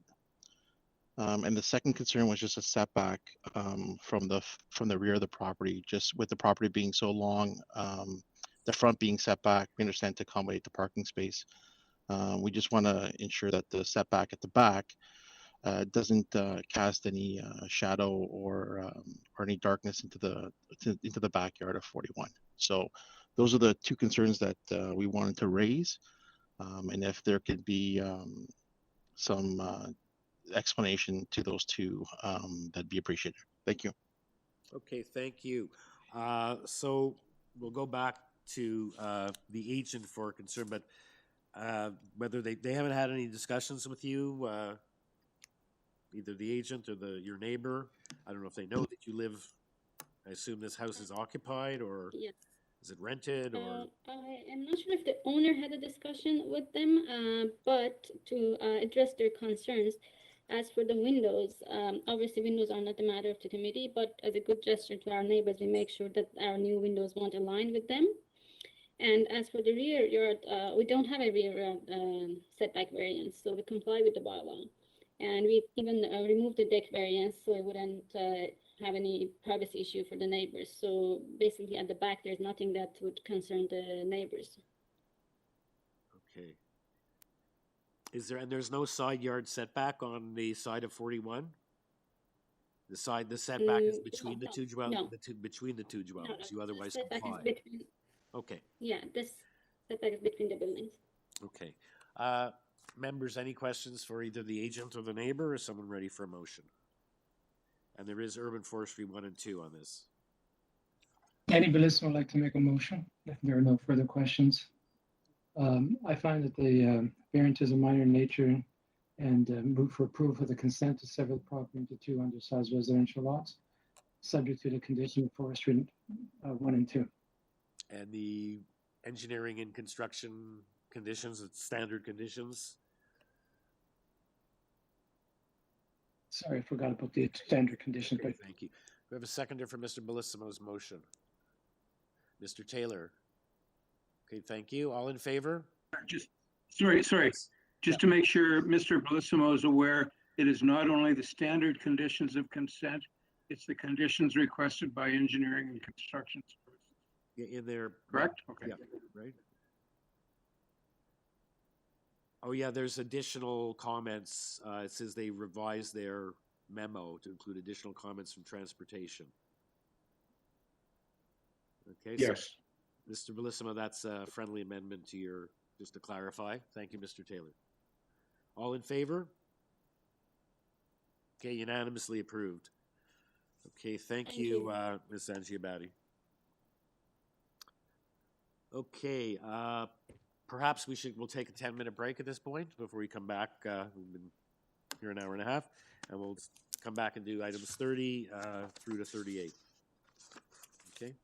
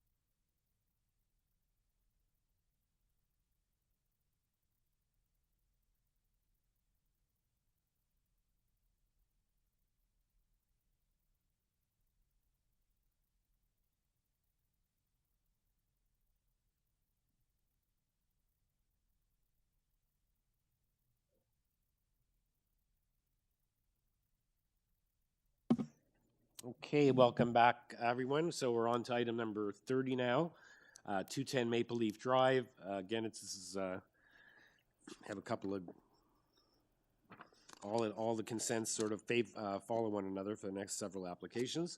So this is, again, consent to sever the property into two undersized residential lots, and on each half, each lot created to build a detached dwelling with an attached garage, each requiring 3 variances of the zoning bylaw.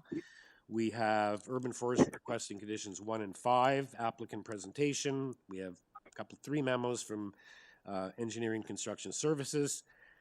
Planning has advised that their comments of April, I don't know what date in April, they do not support, does not support.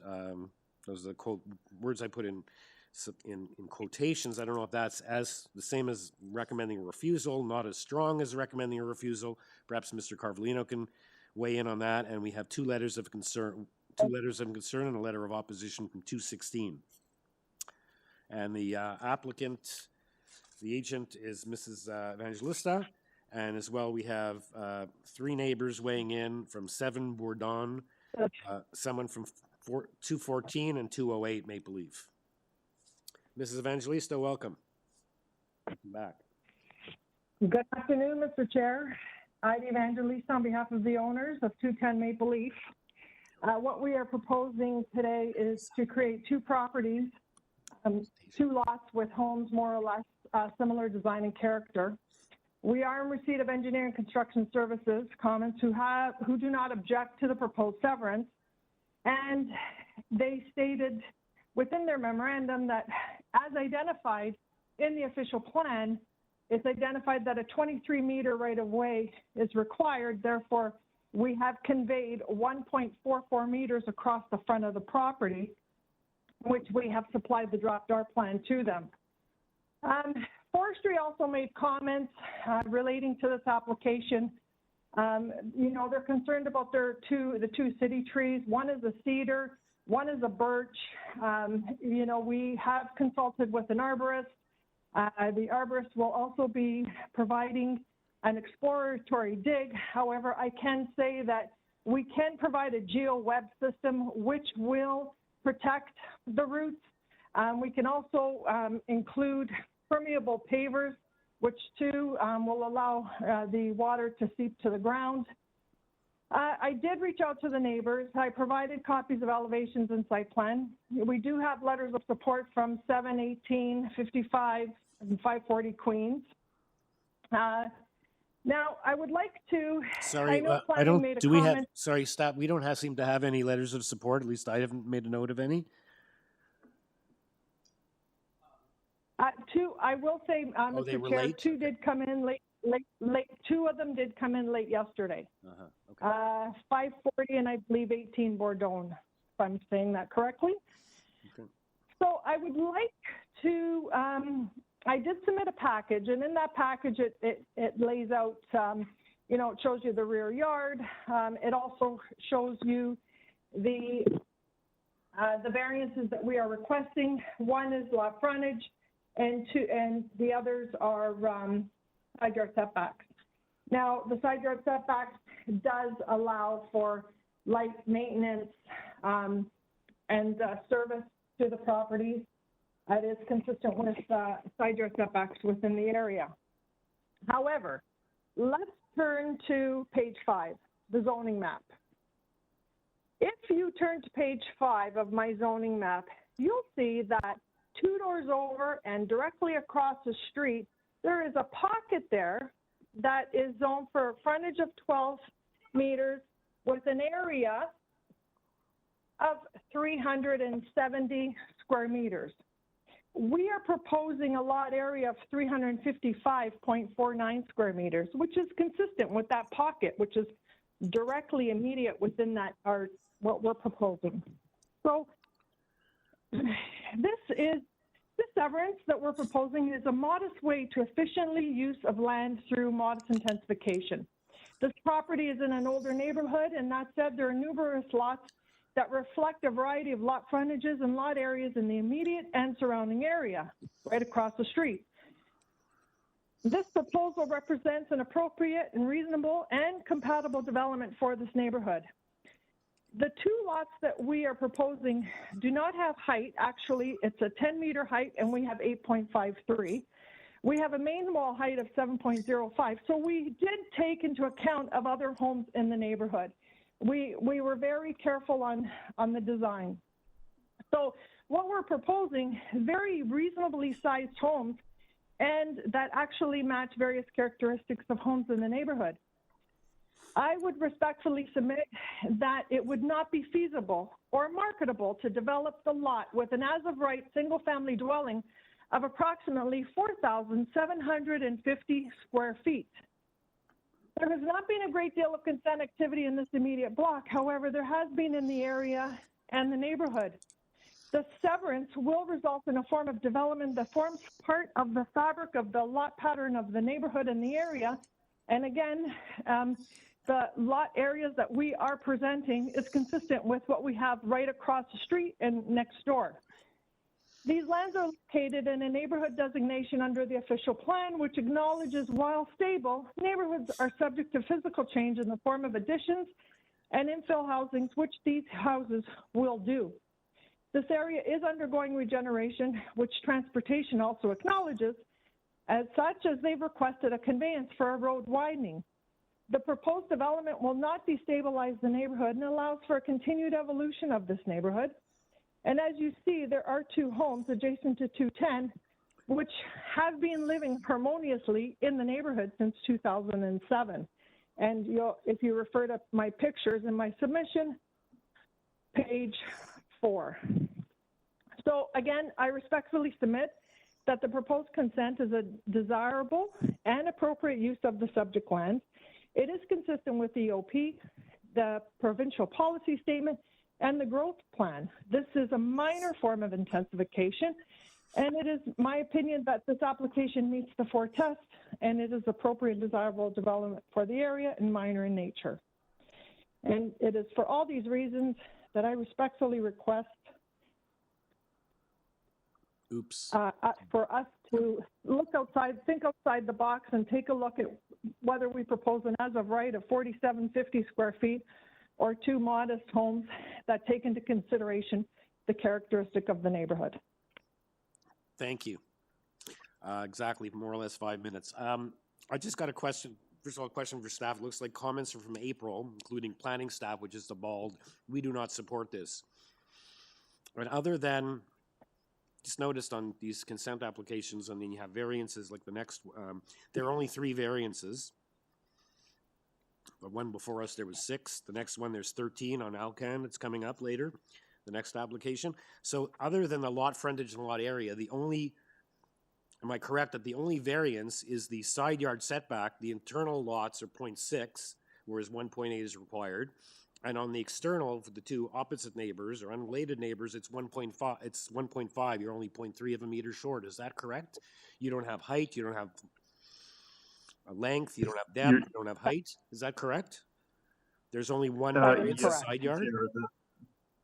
The 3 variances are the ones that are identified. If staff can bring them up, you are correct. And staff did reach out to community planning to clarify by way of a report what their position was stated in the email. We have not heard or received anything. The last correspondence we had was that they didn't support, and of course the first question is why? Like, but unfortunately, we did ask, Mr. Chair, but we have not received anything. Yeah, we have 9 words back in April. Planning staff do not support the proposed consent application. And I'm looking at it, there's only one minor variance. It's only 0.3 on the external lots. The interior lot of 0.6, well, buyer beware, that's what they're going to buy. But the 2 affected neighbors on either end. So there really is nothing here other than if they just don't propose the lot being severed. Ms. Evangelist has pointed out that it's consistent with the other lot sizes. So anyway, that's just my observation. Let's hear from the neighbors and hear what their concerns are. Mario Muccio, unless someone has any questions for Mrs. Evangelista at this point. Okay. Maria Muccio at 7 Bordon Avenue. I believe that's below. Hi, good afternoon. It's Maria Mucho. Can everyone hear me? Yeah, loud and clear. Okay, perfect. I have a few concerns that I would like noted. Number one is the fence is damaged during construction, so our backyard shares a fence with the proposed property. We would like the fence repaired at the owner's expense as soon as possible. Note that there is no parking permitted on Maple Leaf Drive. Therefore, if the owners of the new proposed properties require additional parking, I am concerned about increased traffic on Borden Avenue. Third, it is expected that the grading will be maintained as is, so that there's no increased water flowing onto our property. And lastly, we would like to be considered the privacy of the surrounding properties for the deck height. And we're not sure if that's been considered. Thank you for noting our concerns. Okay, those are your concerns. Okay, noted. Mrs. Evangelista will respond. Committee members, any questions for this speaker before we move on? Okay, so the next speaker is Vincent Scioli, who's representing the owners of 214 Maple Leaf Drive. Hello? Hello? Hello? And it looks like Can you hear 214 me? is right next door. There is no 212. So this gentleman is representing, I don't know, as an agent or whatever. Can you hear us, Mr. Scioli? Yes, I can. Yes, I can. Can you hear me? Yes. So are you an agent? Are you a planner? Or No, you're just a no, friend or a neighbor? I am the son-in-law of Mario Pecha, who is next door. He's Okay. Elderly, and he's not able to Okay. speak. Just wanted to He's- understand the he's, relationship. Okay, his so please let us concerns know are- what your concerns are. Yeah. What the concern, I just wanted to, one thing I wanted to note when they had up on the screen, number 204 and 206 Maple Leaf Drive, and it showed, two smaller houses that were similar to the one that they're proposing. I tell you that I was involved in that when they were proposing that. And they got that approved because they didn't have to sever the lot. They are asking to sever a lot now. They were legally two lots. 204 and 206 were legally two lots, so they couldn't do anything about it, and that's why they were able to build those houses like that. And that type of, we continue, my father-in-law was saying, it's out of character for the Maple Leaf Drive area. And we went through, like, they're asking for a minor variance. And if you note on number 1 for the lot size, from what they're proposing to what area should be, it's a 35% reduction in size. In the frontage, number 2, from a 15 meter, they're proposing a 9.12. That's a 39% decrease. So they're saying a minor variance. It doesn't seem to be very minor. And the same thing on number 3, the setbacks now. The only minor it is from 1.8 to 1.5, which is about a 16%. But in between, they're going for a 2-foot setback, which is a 66%. I mean, where are we heading to? Maple Leaf Drive, there are lots on Maple Leaf Drive that are, my father-in-law's lot is like, I believe is like 66 or 67. The one to the east of them is 80-foot lot. The one to the south is 80-foot lot. Are we going to start getting 3- and 4-foot lots? You had mentioned, Mr. Chair, about, buyer beware. They knew about the size of the lot. If you go further up Maple Leaf Drive, they're building houses on a single house on an 80-foot lot. It seems to be working well on the east side of Culford on Maple Leaf Drive. It's just, the traffic along Maple Leaf Drive, after 3 o'clock, it's almost like a major throughway. I can't back up. It takes me like 5 minutes to back up out of 214 Maple Leaf Drive because of the traffic that's coming on, going along there. It's just out of character. And I know that, speaking to some of the other neighbors in the area, they're not happy about it. I know a lot of them can't express themselves, or they may have not written in, but that's basically what his concern was. Let's see, what else did I have? Yeah, sorry, I don't have a prepared speech. But, that's fine. You're doing just fine. Yeah. There was a few. I'm sorry. Here. Yeah. Yeah, and like by this approval, you're going to be setting a precedent of how small these lots are going to be getting. They're going to be getting smaller and smaller. I was just listening to here, Evans Avenue. We're down to 25 foot. Down at St. Clair and Davenport, they got 20-foot lots. But are we going to bring Maple Leaf Drive into? Are we? Is that what's going to happen in the future? Okay, sir, you're at 5 minutes, so if you could wrap up, please. Okay. Yeah, no. Basically, it's out of character, and they're not asking for a minor variance. I think this is a major variance. And as you say, the buyer beware to them that they should have known they can build a beautiful home on this lot. Yeah. Thank you. Thank you. Sir, I just want to clarify, when I mentioned buyer beware, I mentioned that the side yard, they purposely, and they often do this, they make a smaller one between the two new homes to be built because they own both of those, and I assume they'll sell them at some point, and then they're giving you a very generous, or almost what's required on your side, and on the other side at 1.5, which is 0.3 of a meter, which is like 1 foot, a 1 foot variance.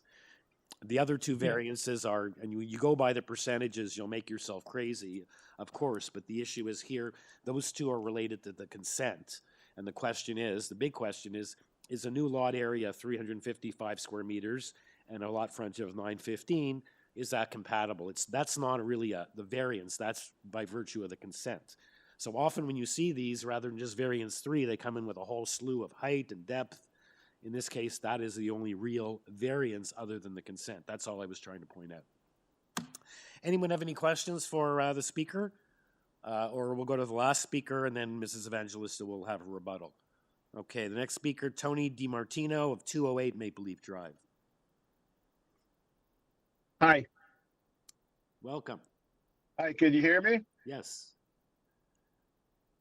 Okay, I live at 208 Maple Leaf Drive, and I have a few concerns about my own property if they build these houses the way they're supposed to. Grading problems and water drainage problems, because the rear yard of this property is much higher than the front, and the water has to drain towards the front. With the setbacks that they don't have enough room to create a proper drainage system, which therefore the water will be dumping onto my property and my rear yard. And as you notice, I built a retaining wall to stop some of the water from coming in, because my yard, you couldn't even walk on it after a rain. So this has to be stopped. I don't know how they're going to do it, but I don't see anything on paper that's going to protect my property from being flooded by the water adjacent to this property. So I want to clarify that. It better be done, because if it's not, I am going to take it to whoever to get it done properly. Number 2, this house is going to sit much higher than mine. Therefore, the sunlight in my house and the 4 windows that I have on the side of my house will be robbed immensely. So I would like at least a 2 meter to a 2.5 meter side yard setback. I want this house far enough away from my house so it doesn't rob any sunlight from inside my house. Yeah. Because the two units that were on the opposite side, the same thing happens. And again, my house on one side, it looks like I'm in total darkness at 12 o'clock. So I don't want this to happen again. So I want at least a 2-meter side yard variance there. Well, you're So, only entitled. and, The bylaw provides for 1.8, and they're at 1.5, so they're Okay. a foot I want closer. They don't have to 1.8 go. It's 1.8 is what's required, sir. Okay, I want 1.8. Yeah. Okay, your concerns with grading and drainage are real concerns, but they're not concerns to be dealt with by this committee. We deal just with the planning issues. Those issues will certainly be dealt with through the building permit stage, but it's not for us to deal with today. So I certainly agree with you. Those are real issues, but they're not issues for us to deal with today. Okay. Any And questions? also- Sorry. Well, I have a couple of other things. Okay, if you can. Second of all, there is no other smaller homes across the street, as was stated. And when the other two houses on the west side of me were built, there was a bylaw that was passed that said you cannot build on a lot unless you have 40-foot frontage. What happened to that bylaw? And I'm sure that Mr. Scioli remembers because we were at the same meetings when they passed that bylaw 13 years ago. Yeah. Well, they're asking for consent to have a smaller lot here, which is, you know, in terms of the city looking, would you rather see one large house on this lot or two smaller houses?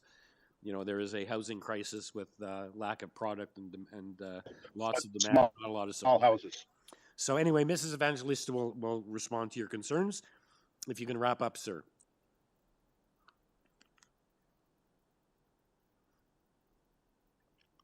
Sir, any other issues you want to raise while you have the floor? Well, that, and I also have a traffic concern, which was stated already. If you look at Verdun in the evening, it looks like a one-way street because of excess people living in the neighborhood. They're parking all on the side yard, on the side streets.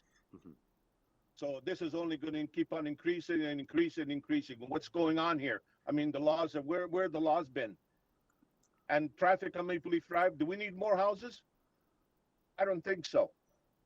Okay. If anybody lives near Maple Leaf Drive, they can tell you it's 10 minutes trying to get out of your driveway between 4 and 7. Maple Leaf Drive, again, it's become like a major thoroughfare. It's become another Lawrence or another Wilson. I mean, we don't need this density. They want to build a single house, God bless you. Go ahead and do it. About 2 houses, fine. What's the reason for it? Other than monetary, just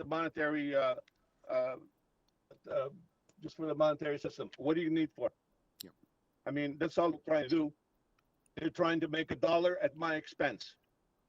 And I don't think that's quite fair to me. And nobody's looking after me, though. So I would like this stopped and then it's just not to go on. I mean, it's not the way it's supposed to be done. Okay, sir. They're only doing it for money. Money. They're not doing it for anything else. And now they're trying to beautify my neighborhood because these houses, number one, they do not fit the neighborhood. These are modern homes. Our neighborhood is an older neighborhood. And number two, they're trying to compare that house to my house or the house next door to me. I don't think so. Somebody better do their homework a little bit better. Okay, thank you, sir. Any questions for Mr. DiMartino? Okay, if no questions, let's go back to Mrs. Evangelista to respond to the neighbors' concerns. Okay, Mr. Chair, I'll start with Maria's comments from number 7. She made the comment about the fence. We will not be anywhere near that fence. It will be protected. And anything that does occur in way of damaging, the owners will be responsible. I will also have the owner approach Maria to have that conversation because that would be something between them. They all mentioned grading in this property. Now, as we know, we have to maintain water within our own property. There's a lot grading and drainage plan that has to be provided in the building permit stage, and that is strictly, very strictly adhered to. There is not much fluctuation in grading between the homes. And I will say there is a proper 2% slope and a 1.524 side yard setback does allow for a proper 2% swale to occur within our own property and maintain the waters, as I've stated. Now, the deck height's 4 feet. We can provide privacy screening, and again, that will be something that, you know, I will have the owners talk to Maria about. We don't have any problems creating some privacy screening. And now everyone has comments regarding the traffic. As I stated earlier in my presentation, Engineering Construction Services and Transportation stated that this area is slated under the OP for road widening. And the reason being is because, you know, Maple Leaf is from Jane to Keel. It's kind of a throughfare, but let's go a little bit beyond that. It starts at Western Road, and I believe that's Church on the other side. So traffic, unfortunately, I cannot address that. That would be something that Transportation would have addressed in the report, and they did not make any comments specific to the traffic in this particular neighborhood. Now, the lot sizes, the lot frontages. As I mentioned, yes, you know, when we look at the numbers in black and white, it seems quite jarring, you know, where we have a lot area of 355.49. Now, again, I will add that right across the street and adjacent to this property, just one house over and directly across the street, all the way to the block. And it's all the way up from because right across the street we have Cheminade School, and we have, sorry, my apologies, and the whole block is designated RD 12-meter frontage with a lot area of 370 square meters. We're proposing 355.49. So I respectfully submit that the lot area and the lot frontage that we are proposing does not stray far from what we have next to us and across the street from us. It is characteristic to what is within the neighborhood. And if we wanted, that's immediate context. Now let's go, you know, a block out north, south, east, and west. This is, when we go out and walk our dog, we don't just walk 5 doors one way, 5 doors the other way. We walk the general area, 10-minute, half an hour walk, 15-minute walk. And within that walk, you will see a mixed size of lot frontages, lot areas, and homes. Now, we were very respectful, and the owners were very respectful on the design of these 2 new homes. Yes, it is transitional. It is transitional. However, we have an overall height of 8.53 meters, whereas the bylaw permitted is 10 meters. We have a bylaw also permits a main wall height of 7.5 meters, and we have a main wall height of 7.05 meters. So it was taken into great consideration of the area and of the neighbors. You know, they are being very respectful of the heights. I know Mr. DiMartino, I believe, at number 208, he was concerned about sunlight, but we are considerably lower.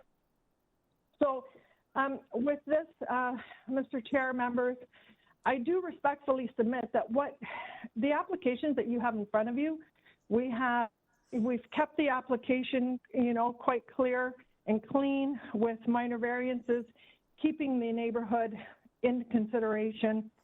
As I mentioned, you know, I can't address Transportation. They have no concerns with the area and with traffic in this neighborhood.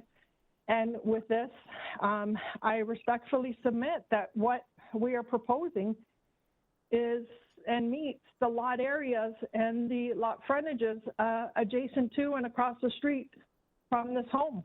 Okay, if you can wrap up, please. And I believe I've addressed all concerns that were made. Okay. So in terms of the adjacent neighbors, if you would build, the owners would build one big house and do the same 1.5 setback and go to the maximum height, or even maybe ask for a variance for height, they could be facing something more than the fact that there's two structures instead of one. The one structure could be taller, as close, higher, and just as much massing next to them. Is that basically what you're saying?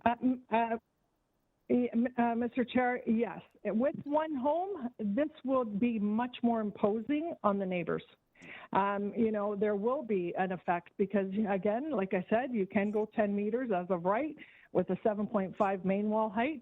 This will be much more imposing and will impact their sunlight and their air and maintenance. So with this is a very modest intensification of this particular lot.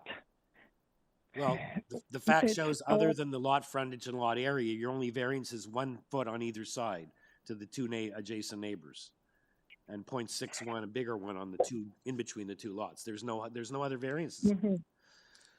Committee members, any questions for any of the neighbors or for Mrs. Evangelista, or someone ready for a motion? We spent a lot of time on this application. Mr. Chair, I have a question for Ms. Evangelista. Ma'am, could you tell us what is the current minimal side yard between 210 and 208? Currently. 208, it's 0.74. Yes, thank you. Yeah. And so you're moving from 0.74 to 1.5. That's correct. So you're going to be further away from 108 to 208 than you are currently. Correct. We've taken the irregular shaped lot into consideration and moving the whole house 1.524 meters away from the side lot line. And also on the other side. Yes. With that information, unless there are further questions, I'm prepared to make a motion. Go ahead. I find firstly, with respect to the consent, that the lot size and configuration are quite appropriate and reasonable for this neighborhood. I move approval of the consent subject to the conditions requested by engineering, construction services, and transportation, as well as the standard conditions of consent. And with respect to the minor variances, I find them to be satisfying all 4 tests under the Planning Act. And I move approval of the minor variances subject to urban forestry condition 1. Thank you, Mr. Taylor. We have a seconder for Mr. Taylor's motion. Ms. Alderson, thank you. All in favor? Danny? No. So it carries. Danny, you're opposed? You're in favor or opposed? Waiting for you to call for the opposition. I'm opposed. Thank you. You're opposed? Okay, so the motion carries 4-1. The consent and variances are approved. Thank you, neighbors, and thank you, Mrs. Evangelista. Our next application. Thank you. Next application is item number 31, 38 ALCAN Avenue. Again, it's an application for consent to sever, and on each undersized lot so created, on each to build a new detached dwelling with an attached garage, with 13 variances, or maybe 11, including lot frontage and lot coverage. We have the site-specific zoning bylaw, engineering construction services, forestry, Metrolinx advisory, and planning is recommending refusal. And urban forestry looking for conditions 2, 3, and 5. And in the additional material, we have an opposition letter from 28 Falk. And the agent is Eddie Perez, and we have the neighbors from 28 Falk and 40 ALCAN also registered to speak. Welcome, Mr. Perez. Hello, good afternoon, committee members and chairman. Mr. Chair, my name is Eddie Perez. I'm here on behalf of the owner. I'll give you a set how this all started. We applied in June. In September, we got feedback from planning, if you could put that email up, and they said that they had no concerns and that they would comment at a later date. And after that, they called me on No, I mean, they emailed me on November 10th and asked me if we can have a call and speak about the proposal. And at that time, Daniel called me, we discussed it, but the letters had already been mailed to the neighbors and everybody. And I also had received the letter, and I had pointed that out to him.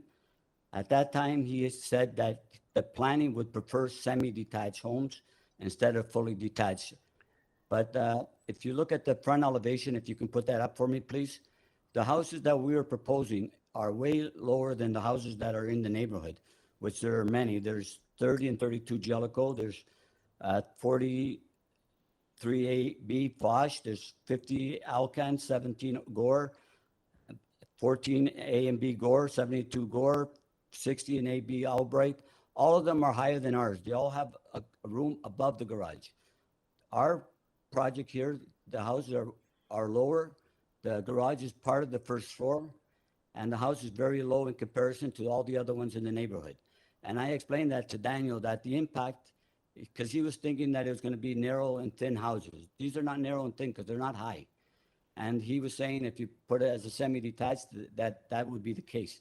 In my opinion, I feel that what we're proposing is in keeping with the neighborhood, and it is a good proposal for the area, and it's not out of character. So I don't know why he said to refuse it, and they wanted a semi-detached. And like I stated earlier, the letters already had been mailed out, and we couldn't even What do you mean the changes. letters have been mailed out? You mean you had already submitted your application? They already had mailed the letters out to the neighbors and such. Oh, the notices have been sent. Well, that's up to you. You make your agents and owners make their application. It's if you want to, you made your application. They sent it out. Unless you make revisions, why shouldn't they send it out if you made the application? Like I said, I wouldn't even have a chance to make revisions at that point. Well, before Plus, you I had received that comments. email. I also received an email in September saying that they had no issues with it. No, Mr. Perez. Mr. Perez, read what the memo says. It has reviewed. It says do not have concerns with it being scheduled. Well, I guess you're saying they should have given you a heads up if they were so opposed to the application, but he didn't say that. He said staff will provide formal comments. He just says, I don't have a problem with being scheduled. I don't think that's a green light, is it? You're a very experienced planner. Just the fact that said they don't have a problem with being scheduled. And as you know, as you know, I always change. Okay, so assuming he did it, so you didn't come here asking for a deferral in light of the negative planning comments. Well, their comment was only about being semi-detached, but my opinion, it's the houses are very suitable and they're not very high. They're low, so I think it's a good development for the area. I feel it's a very good development for the area. Okay, let me just go here for a second. I'm just looking at the staff report. Is that all they said in the staff report, that we just want to see semis? Yeah, that's what they're opposing, just the semis. But if you Google the houses in the area, they're all much higher than ours, with the same size lots. Mr. Perez, you're an experienced agent. You're here all the time. It says that they were the opinion. Again, the date of this memo. I guess the letters had already gone out, but you didn't come here today asking for. You've sat patiently all afternoon now for 3 hours almost. You didn't say, I want a deferral. Often you and other agents say when they get this negative planning report, oh, I didn't realize it was too late, so can I defer? We're hearing this application. You haven't asked for a deferral, so don't blame the planning department. No, I'm not blaming the planning. I'm just saying they told you, I don't have a problem with being scheduled. The letters went out. You got the negative planning report, okay, only a week ago, November 23rd, so your argument, oh, they didn't tell me. Well, they're telling you now, so you could have deferred or make changes with those yellow highlighted sheets. I know it was only a week before, but you have to come up with an argument against the staff report. Not, you have 11 variances other than lot frontage and lot area compared to Mrs. Evangelista's application. So you've got to come up with an argument. You can't just come here and say, well, they didn't tell me in time and they want semis. Well, get a deferral and redesign his semis and come back and don't have it heard today. I don't understand what your argument is. Anyway, we're here, we're dealing with it. So if you can just kind of finish up your submission. I know I interrupted because you got to make a substantive argument, not saying, oh, they told me too late. If No, they my, said- my argument is that it is a good development for the, Okay, yeah, the lot. so just as the planner said in his email, we communicated this to the agent, and he advises he's not making any revisions. It says that right in the memo. You know, you're always a very reasonable agent, but they said that in their memo. Pardon me? Though these concerns have been communicated to the applicant has advised planning staff they will not be making changes to their application as currently proposed. Planning staff opinion and purpose is not going. So it was up to you. Don't. Yeah. So your 'Cause we position, feel I that it's appreciate it, is you're coming here and you're telling us that you believe, and you're entitled to that, and committee members may agree with you, that you feel it's appropriate for 2 detached dwellings and not a pair of semis. Okay, so that's your position. I So do that's your feel position. that it is appropriate. Because Right, there that's is your- many in the area, like okay. I pointed out. Right, that's your position. But don't come in with the argument saying, oh, they only told me too late. Okay. Okay, any questions for Mr. Perez? Yeah, I'm not saying community planning is right, that it should be semis and not detached. And often applicants would prefer the detached because ultimate homeowners would prefer that. And then there's room to go between the houses and all these other benefits. So let's hear from the other neighbors then. We have the neighbor at 28 Foch or Foch, I don't know how you pronounce it, Mr. and Mrs. McNaughton. Hi, this is Tim McNaughton. Welcome. Thank you for hearing me, Chair and committee members, on behalf of myself and my wife. Just to situate where we are perpendicular to ALCAN. So numbers 36, 38, the application in discussion, and 40 are all on our backyard, our side yard. One of the things I wanted to bring to your attention is that obviously it looks like there's a lot of variances pertaining to the new premises, which would indicate somebody's trying to build two oversized houses to a lot. But I'd like to point out that at the back of the property, there are some mature fir trees, which provide privacy between our house and that house. And I would note that if you approve severing the property, the new line would put at least 3 of those trees in jeopardy if one wanted to put a fence to separate the 2 new lots. So we are concerned about our privacy, the mature trees, and what looks like squeezing 2 homes into 2 smaller lots. And going from 3 side neighbors to 4 puts a lot more disturbance on our property as well. So I'll make it short and sweet, and that's what we wanted to bring to the attention of this committee. Okay, thank you, sir. Anyone have any questions for Mr. McNaughton? And you can find his letter was in the additional materials that we received yesterday. Okay, if not, we'll hear from Alexandre Murphy at 40 Alcan, right next door. Hi, thank you for hearing my concerns. As our other neighbor mentioned, I agree that they seem to be placing 2 oversized homes onto 2 smaller lots with a division. With that, I'm directly impacted being directly next door with variance number 6, where they're looking to have only the equivalent of 3 feet, so 0.9 meters as opposed to 1.2 meters, which currently disturbs the existing separation that we have from the house. If it were a single home, either 2-story, doesn't matter, or semi-detached, at least then we would have more separation. So having a larger home that does go a further depth into the actual property itself, we would lose quite a bit of natural air and light to our house and our backyard as well. So our concerns are with the variance number 6 on part lot number 2, should the division happen, and as well the encroachment. So since we do also share a fence, should any damage occur to the shared fence, we'd expect the owner to repair it. As well, our driveway abuts the driveway that's currently in existence on 38. And again, damage to the driveway should be repaired as well. The other item that I wanted to confer is that windows, we'd appreciate it if there would be a condition that the windows not align with our own, again, for privacy considerations. Okay, thank you, Mr. Murphy. Any questions for Mr. Murphy, or we'll go back to Mr. Perez to respond to the concerns of the neighbors? Hello, again, it's Eddie. Can you put up the site plan for me so I can just point out the houses are modest and they're not overbearing?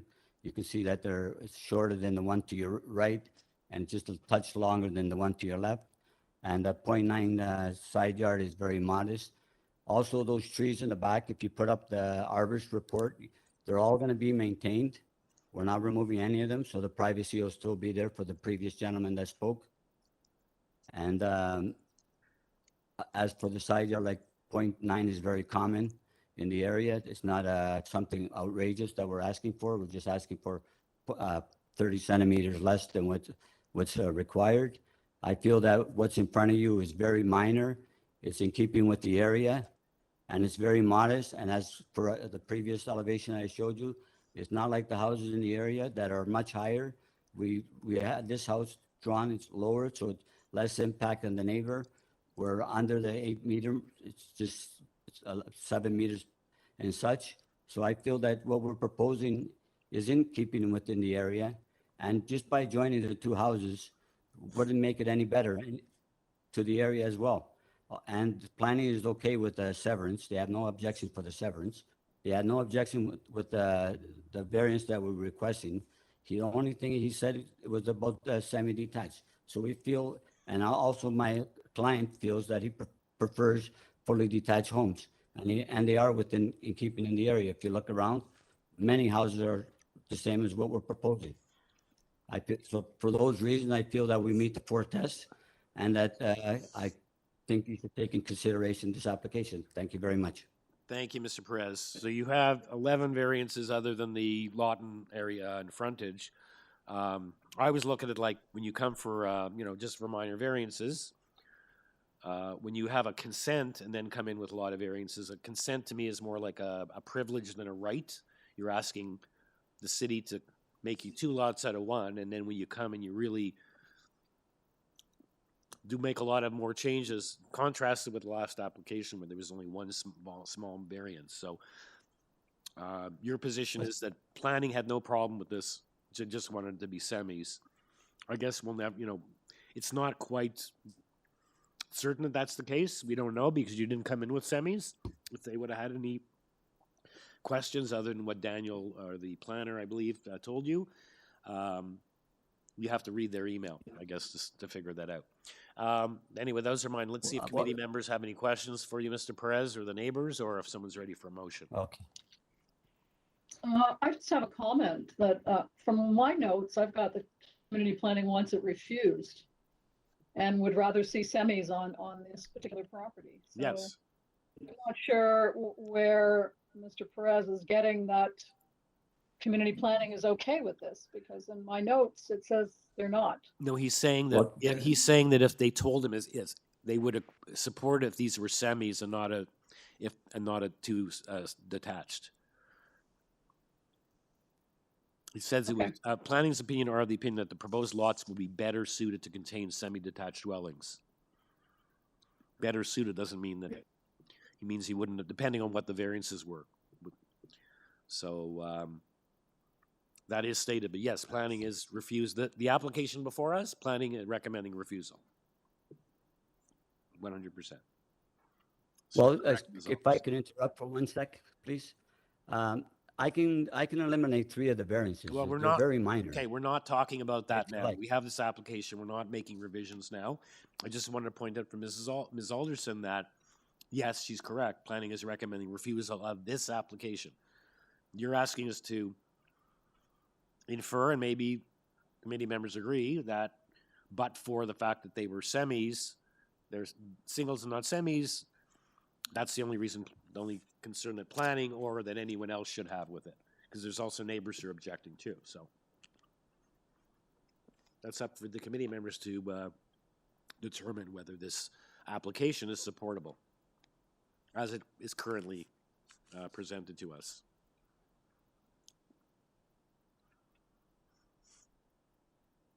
And, you know, Mr. Perez decided to proceed, so if he gets it, he gets it. If he doesn't, he decided to keep them as is his and his client's right to keep these. They feel that detached dwellings are more appropriate, and it's up to see if the committee agrees. My client and myself, we agree that it's more appropriate to have fully detached because it's very common in the area. It's not out of the character. So I feel that I think we understand your position. Yeah, we understand your position.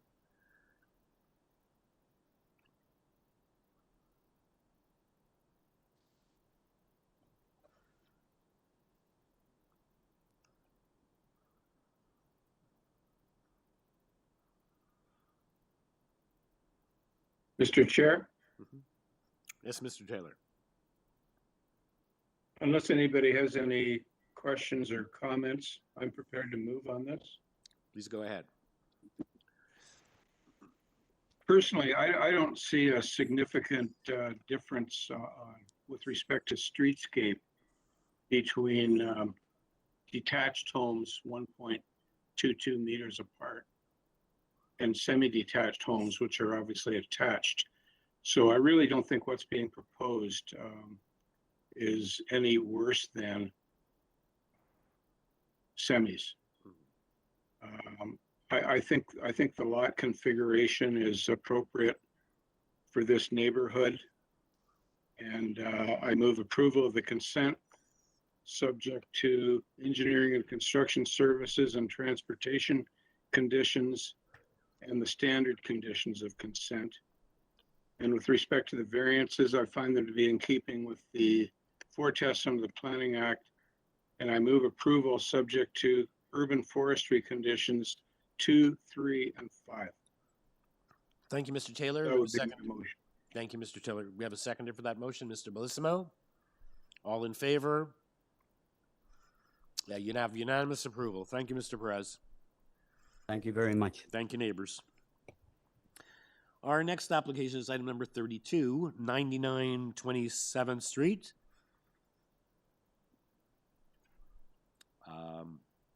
Yes. This is an application to construct a new detached dwelling with an attached garage. And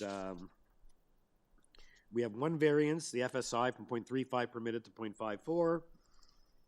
This matter was deferred February 23rd, 2021 to consult with planning and the neighbors. We have an Arbus report, a cover letter. We have comparables and photos in GFA. We have the Long Branch character guideline checklist filled out. We have opposition from 68 Alter Crescent. We have the materials from the previous hearing where the FSI was 0.56, so it's come down by 0.2. And other variances are now eliminated. So basically, they reduced the FSI by by 8 meters, and that's all that's happened. It appears, and that's when I made my notes. What's happened in 9 months? They've reduced the FSI by 8 meters. So that is what's happened since the deferral. I want the applicant can hopefully expand on that. Why we're here 9 months later. Arben Spatty is the agent, and we have the neighbor from 68 Alder Crescent who wrote the letter as well to make submissions. Welcome, Mr. Spatty. Oh, hi, my name is Arben Spatty. I'm the agent for the owner, 1287 Strati Avenue. Oh, I also mentioned there's urban forestry condition 2. Condition 3. Yes, it is. Only one variance. It's only one variance, and regarding the neighbor at number 68, the owner had a meeting with him, with the owners, and they have an agreement regarding drainaging of the water, but not regarding to FSI. I have been in touch with Long Branch, and they didn't have any concern calling this house like a massive house, because if you see the last page, the letter from the owners, if it's possible to see this one, third page, number 89 is approved and built with 0.64 FSI, and number 83 some months ago is 0.62 FSI. So I'm thinking that the proposal with 0.54 FSI fits with this road. I'm not mentioning the other houses in the street which are approved with 77%. So I think that this house, 2,800 square feet house, is reasonable. And I just want to mention another thing that regarding the side yard setbacks, which are allowed 1.5 meter, even that I don't have any comments, they are 2.56 meter from both sides. So this house don't disturb, don't create any contact with the other houses. And I want to answer your question, why it's so long. Yes, because I had to go back and forth with the neighbors. I had to go back and forth with the planner because after the hearing deferred, I had to talk with the planner. We reduced, and finally we decided all together that this is a proper one. Okay. 0.54 FSI.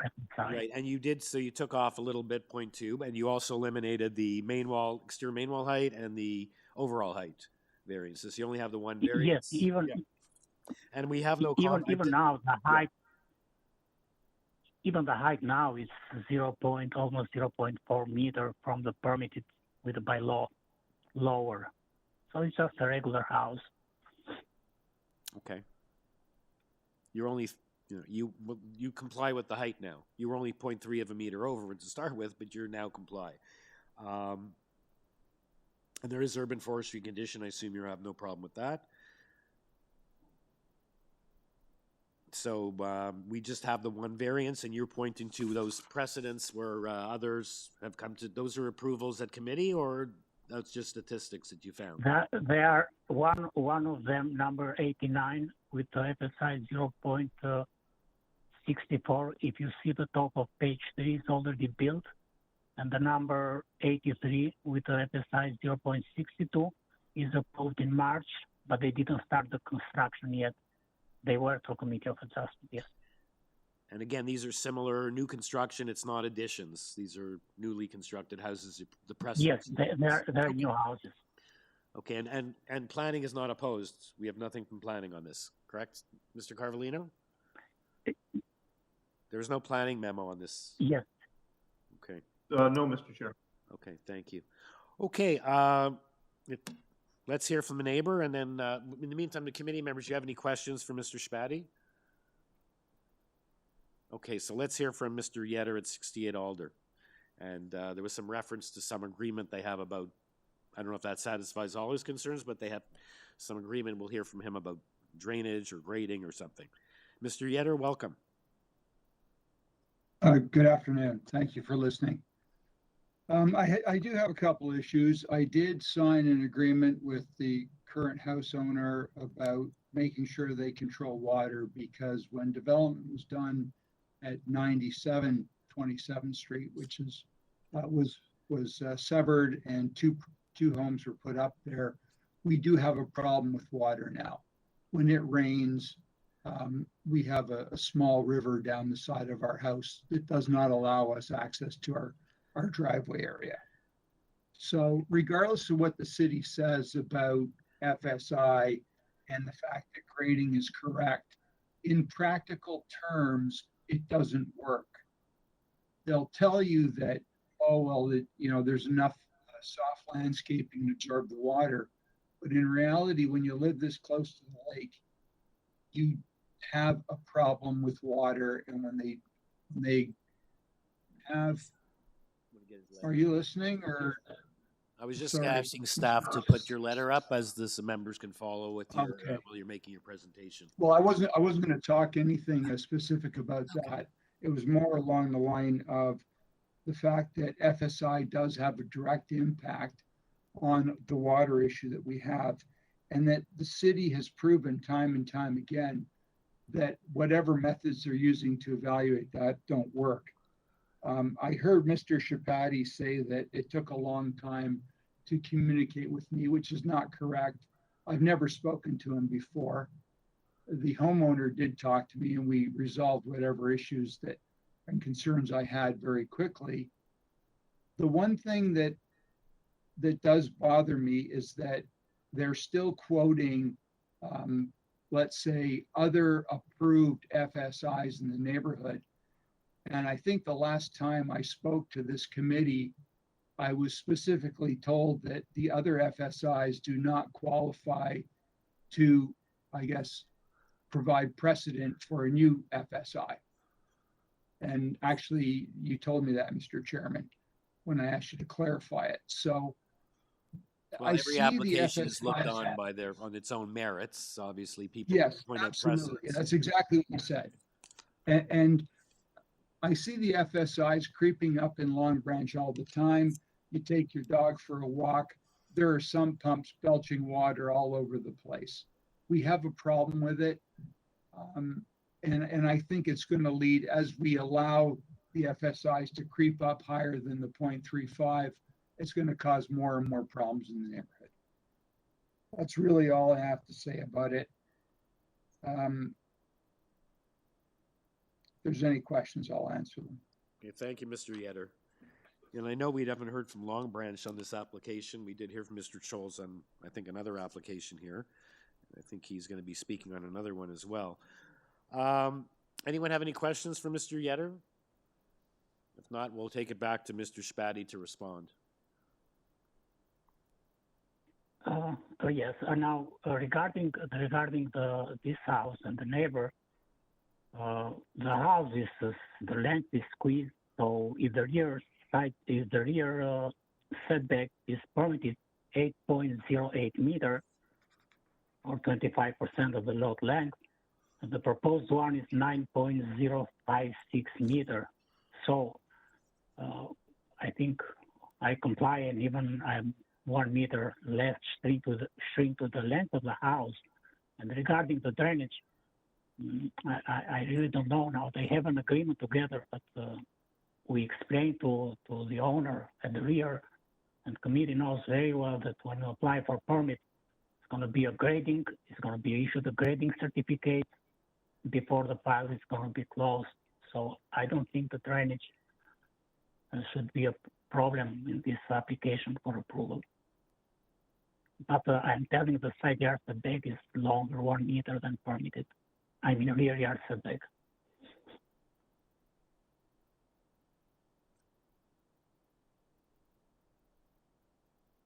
Hello? Yes. Yes. This is maybe the owner of the house. He contacted 68, but I was talking with Christine Mercado because I was thinking that she represents the neighborhood, and it's true that I didn't talk directly with the neighbor at 68, but only the new owner of 99. Okay.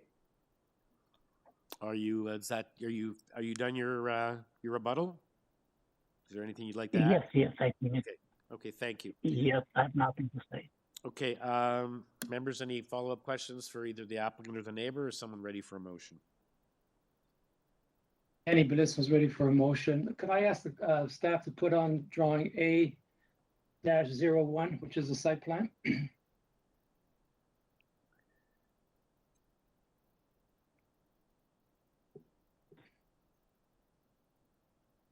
Thank you. Sorry, is that the site plan? Yeah. Right. I find that the house's the front setbacks are in keeping with the neighbors. The rear setback is almost the same, keeping with the neighbors. Very generous side setbacks, almost 3 meters, one on each, 2.8 approximately on each side. So I find the variances are very minor in nature and move for approval of the variances subject to the forestry conditions. It's condition number 3. Do you have a seconder for Mr. Bellissimo's motion? Ms. McCluskey, thank you. All in favor? You have unanimous approval. Thank you, Mr. Spatty. Thank you, Mr. Yetter. Thank you. Have a good day. Thank you. The next application is item number 3329 31st Street. application, this matter was deferred from the November 5th, 2020 hearing. Oh, 2020, it's a while ago even. This is for a detached dwelling with an attached garage, 3 variances. We have elevation renderings, we have the Long Branch checklist completed, presentation materials from the agent, forestry wants condition number 4, and planning has a condition of approval to construct as illustrated. We have Ida Evangelista as the agent, as well as Andy Choles from the Long Branch Residents Association, and and Louise Blazik from 2731st Street, registered to speak right next door. So let's take it over to Mrs. Evangelista. Welcome back. Mr. Chair, my last and final. So in front of you, I have made a submission. Let's start with the minor variances. So yes, we have been with this application since November 2020. We deferred it at that time. And during these last several months, the owner and myself, the owner has worked very carefully with planning and, more importantly, with the neighbors. And they have come up with this plan that you have in front of you. So our FSI that we are proposing is consistent with the FSIs in this neighborhood. You'll see in my submission 5A and B, they received FSI of 0.59 and 0.60. We have 5931st at 0.67. We have 1731st at 0.51. So the FSI is consistent with what is happening in this neighborhood. Because I will add that there are, to the last speaker, there are many homes that are much greater than what we're proposing. So the variances that you have in front of you are minimal. We have a side yard setback, and if you refer to page 3 and page 4, I've outlined what the variances are. The external variances, the exterior variances that I have 0.99 and 0.61. And we do have a length variance.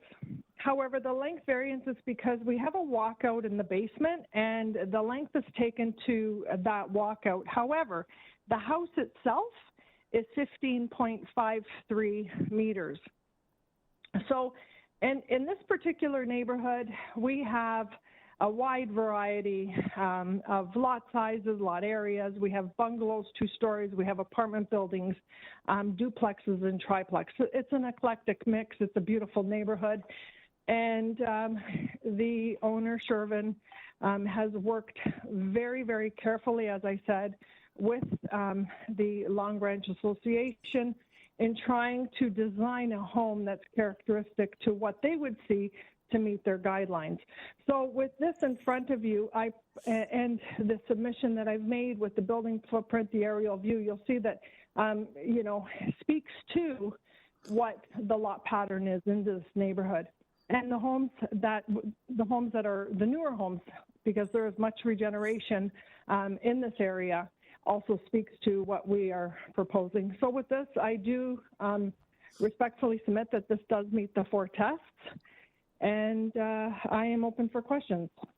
I would like to add one more thing. Forestry did make a comment, and we have submitted an arborist report. The tree will be saved, it will be protected, and that has been dealt with. So that's in queue right now. Staff report wants the plans. I would ask if we could tie the site plan, because they're concerned about the side yards and the building length, which would then tie the site plan, if we can tie the site plan only. And I am open for comments. Sorry, just to clarify, Ms. Evangelista, they say they want it constructed as illustrated in your architectural plans as relates to building length, south side setback, and front facade. So what are you saying? You don't want it to refer to? I didn't quite understand what you're. So right. So, Mr. Chair, So they make a general comment saying that they want to tie all the plans, right? So yes, the front facade, if we would like to tie the front elevation and the site plan to keep everyone honest in the sense of side yard setbacks and length, I am most definitely open to that. So if we could tie the front elevation and the site plan as a condition. Okay, yeah, but would that cover their concerns about the length and the south side setback and the front facade? That's what they're looking for. That's generally the way it's worked, right? Whatever plans they have to rely on for that, for those three items. Okay, anyway, let's see what the committee members say. So are you okay with that, or you want it to be, say, something, you want it just to be, you don't want the whole site plan, we just want to look at the length south side, because you don't want it to handcuff building department and they say everything has to be exactly correct, because the words constructed as illustrated is different than substantially in accordance. But I think usually they hone in on a particular plan, not just the whole set. But in this case, they do the same thing, because they only refer to the length, south side setback, and front facade. Nothing else. Those are the three items that they want to hold your client to in terms of sticking it to exactly. Which we are in agreement to. You know, the length, the south side setback, and the front facade. Yes. Which all I'm saying, Mr. Chair, is that what will address that, their comments will be the site plan and the front elevation. Okay. Right? Yep. Because it's contradictory, where they say tie the plans, but then we only want to tie this, and this. Okay, anyway. I just want to point out one thing before we hear from the neighbors and see if committee members have any questions, is that in the planning report, their dates are a little wonky. Some of the dates refer to 2021 when it should have been 2020. So we can't revise it, but just point out there are some clear errors. This matter was not adjourned November 5th, 2021. It was 2020. And there's a few references to dates. Anyone have any questions for Mrs. Evangelista, or we'll go and hear from the two neighbors, or the neighbors in the Long Branch? No questions? Okay. Next speaker registered is Andy Choles. Perhaps you could put the other neighbor on first, Louise. Okay, that's fine. Louise Blazek at 27 31st Street, right next door. Yes, can you hear me okay? Very well. Welcome. Thank you, and good afternoon, members of the Committee of Adjustment. So I'm the property owner to the south of 29. I just had a few points here. Since I am unclear, I would like to ask the COA, when considering requested variances to zoning bylaws, if COA or does COA variance approvals meet the following? And number one would be encroachments or breaches of municipal bylaws. And number two would be existing fire regulations or code, which may require a minimum of 1 meter between properties. So in particular, this relates to, if we scroll down to section 2, which is section 10.20.40.70. So to clarify, the proposed side yard setback minimum is 1.2, but the proposal is for 0.61, which is very close. However, I did agree, only because I no longer want to live beside a deserted house that is falling apart brick by brick for the last 12 years. So the proposed setback of 0.61, I agreed to that because it was mentioned by the property owner. 0.61 would only be for the length of the garage. And at the end of the garage, if the build would revert to the correct bylaw side yard setback of 1.2. So this would ensure that sunlight would not be blocked from my north side windows. So to be clear, 0.61 is only for the area of the garage. and then the balance of, which would be 2/3 at least, or maybe half, would be to 1.2, because there's a couple of considerations here with the setback being so close to the property line, 0.61. For example, within the next year or two, my roof will have to be done.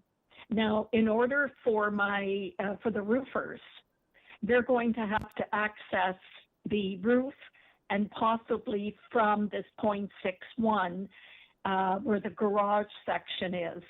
So I need to just be absolutely certain that 0.61 is something that COA has approved in the past. It would not be considered an extraordinary setback that would prevent me from cleaning my windows, for example. I just want to be, and especially if any brickwork or roofing work has to be done.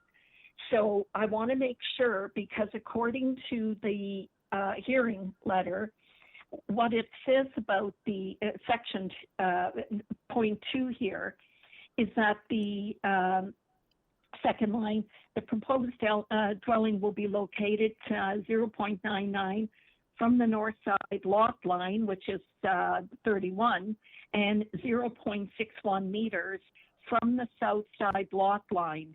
It does not say here that it's 0.61 only for the length of the garage, and then it reverts back. So in other words, it indents back to where it should be at 1.2 meters. Am I to understand that this is, am I correct understanding? Ms. Blazek, we were just discussing the issue about the community planning condition with Mrs. Evangelista, and it was relating to building length, your south side setback, and the front facade. So that means that they're going to be held to task to do what exactly shows. If Annalisa, can you put the plan up on the board? And you can see the jog, and we'll get Mrs. Evangelista confirm that that jog actually goes back to the 1.2. No, not that page. There's a better one. Keep going. Yeah, you had it there, but then you moved off of it. Yeah. Anyway. No. If you can see a jog, yeah, that one worked. That one worked. It shows the south side setback jogging back in after the garage.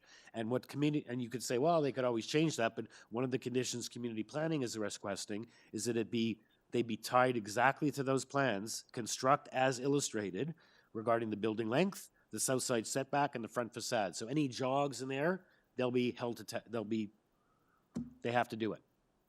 So Mrs. Evangelista, confirm in a rebuttal that jog back it goes back from 0.91 to 1.2. Certainly looks like it from here.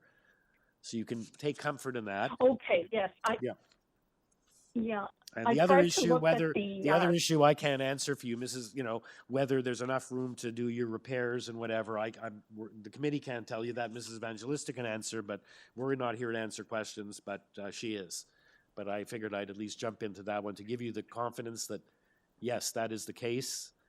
Community planning has ensured that your setback will jog back to the 1.2 required under the bylaw after the garage. You see it there? Okay, so 0.61 is only for the length of the garage. Well, if you can see it on the plan up there, and Mrs. Evangelista will refer to it in her rebuttal. And Lisa, can you put okay, that's fine. Where the garage, after the garage, the wall, the south side jogs back in. Okay. So I'll get 1.2? Yes. Yeah. She'll confirm. Okay. And that's why they put that condition in, just for that protection. Okay, so let's hear from Mr. Mitchell. Any questions for Ms. Blazek then? Or we'll go over No, and I was just, because the garage is going to be so close to my veranda, almost at my veranda, I wanted to ask for privacy shutters for my veranda, so I'm not looking at an ugly garage. Is that something that can be stated at this point? Anyway, you're over your time, but we'll leave that to Mrs. Evangelista again to answer. I appreciate that. Okay, thank you so much. Thank you. Ms. Blazek. Okay, does anyone have any questions for Mrs. Blazek before we move on to hear from Mr. Scholz? Okay, so Mr. Scholz, Good afternoon. Yeah, you're My name appearing is, again in your own behalf or on behalf of Long Branch? I'm on a Long Branch Okay. board member. I know that, but I'm just here to communicate. sometimes you, Mr. Scholes, the only reason I'm not trying to be difficult, but sometimes you come here and advise you're acting as a neighbor, and other times on behalf of the Long Branch. So I have. Okay. Okay. That was news to me. Okay. yeah, and the reason that we do that is because we only allow 2 people from Long Branch. So sometimes when you want to be a third, you say you're speaking as a neighbor. So that's why I just ask you each time. So perhaps from now on, you tell me if you're speaking personally. Otherwise, I'll assume you're speaking in your capacity as the executive of the Long Branch. Okay? Fair enough? I think we have a deal. Okay, go ahead. Very, very short address. I'm a board member of the LBNA. Yes. I'm just here to communicate that the LBNA worked with the applicant and the various neighbors around this property. The LBNA was pleased that the discussions were able to take place around this. We'll be making no further comments about this file, except it'll have to stand on its own merits. Thank you. Okay, thank you. And then I guess no questions for Mr. Scholes. Let's go back to Mrs. Evangelista for a short rebuttal. And we'll take it into committee for a decision. Mr. Chair, members, for Louise at number 27, that is correct. That 0.61 is only for the area where the garage is. The remainder of the house, majority of the home, is at a 1.22 side yard setback, and we're permitted 1.2. And that's why I specifically asked at the beginning that we make sure that that site plan is tied, so that gives Louise that comfort level. Also, insofar as the accessing the side of her house, as we can see, we've been at this since November 2020, and that just gives you some form of indication and proves how much Shervin has worked very closely with the neighborhood, with the area residents. So I really do not foresee a problem in allowing access between the 2 homes. Insofar as the privacy screening, I will have the owner, Shervin, talk to Louise directly and see, if they can come up with something. But at this point in time, I don't have, and planning nor have they suggested, and nor is it in the guidelines to do so. We're trying to keep the front of the house as clean, as open as possible. So that will be something that the 2 of them can discuss later. And I believe, and thank you, Mr. Jowls, for making those comments, that we did work very closely and did a complete redesign of the home. And with this, I conclude my comments. Okay, thank you. Committee members, any questions for Mrs. Evangelista, or someone ready for a motion? Kenny Bellissimo is ready to make a motion if no further questions. I find that the variances are minor in nature, and move for approval on the condition by forestry, condition number 4, and a condition by planning that the proposed development shall be constructed as illustrated on the architectural plan submitted October 27, 2021, and held on file by the Committee of Adjustment as they relate to building length, south side setback, and front facade. Okay, Mr. Bellissimo, since you're the architect, maybe you're the right one to ask for this. So Mrs. Evangelista was suggesting, rather than tie it to all the architectural, it should just be a couple of them that would maybe also be easier for the building department to follow suit, that they don't have to go through all the plans. She mentioned the site plan, and I think an elevation plans, or I can't recall. I know there was a site plan and front elevation. The front elevation. When I read the planning recommendation, to me is quite clear based on this. It's on the site plan. All this information on the site plan, except for the facade, which is a separate elevation. Okay, so that's. So I would like to leave it as is. Otherwise, it gets confusing. Okay, thank you. Thank So you. that's your motion. Do you have a seconder for that motion? We're in committee now. Mr. Taylor? Yep. Yes. It's Mr. Chair. Second, I just want to make a quick comment to Louise. If she doesn't know, her side yard setback adjacent to this property is 0.55 meters. Just to give her an idea of what's going to be involved here.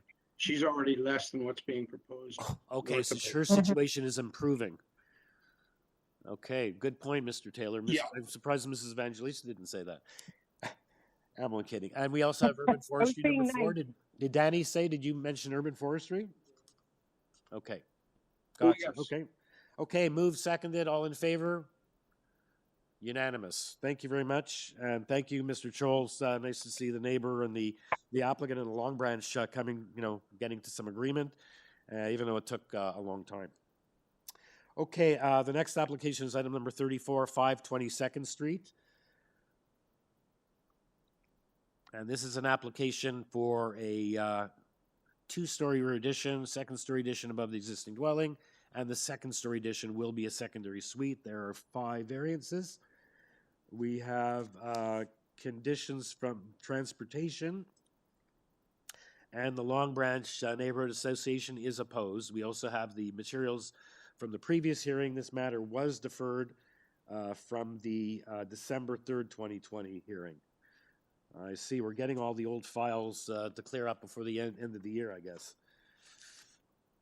The speaker for this application is Arlen Beaumont. As well, we have the neighbor at 40 22nd Street registered to speak. Through you, Mr. Chair, Robert Gullins is not on the line. Okay. So we only have the one speaker. We do have the Long Branch letter. Okay. Arlen Beaumont. Thank you, Mr. Chair. As you mentioned, we were here almost exactly a year ago with a proposal for for rear and a second-story addition to permit 4 dwelling units. And based on staff comments at that time, we requested deferral to rework the proposal. So we're back here today with a much more modest proposal for a 2-unit dwelling. The existing footprint of the building will be retained and a second story will be constructed on the top. And that really will address a lot of the concerns around sufficient soft landscaping in the rear yard, which were a big part of the comments from last year. I did send a little presentation. If we could have those slides, please.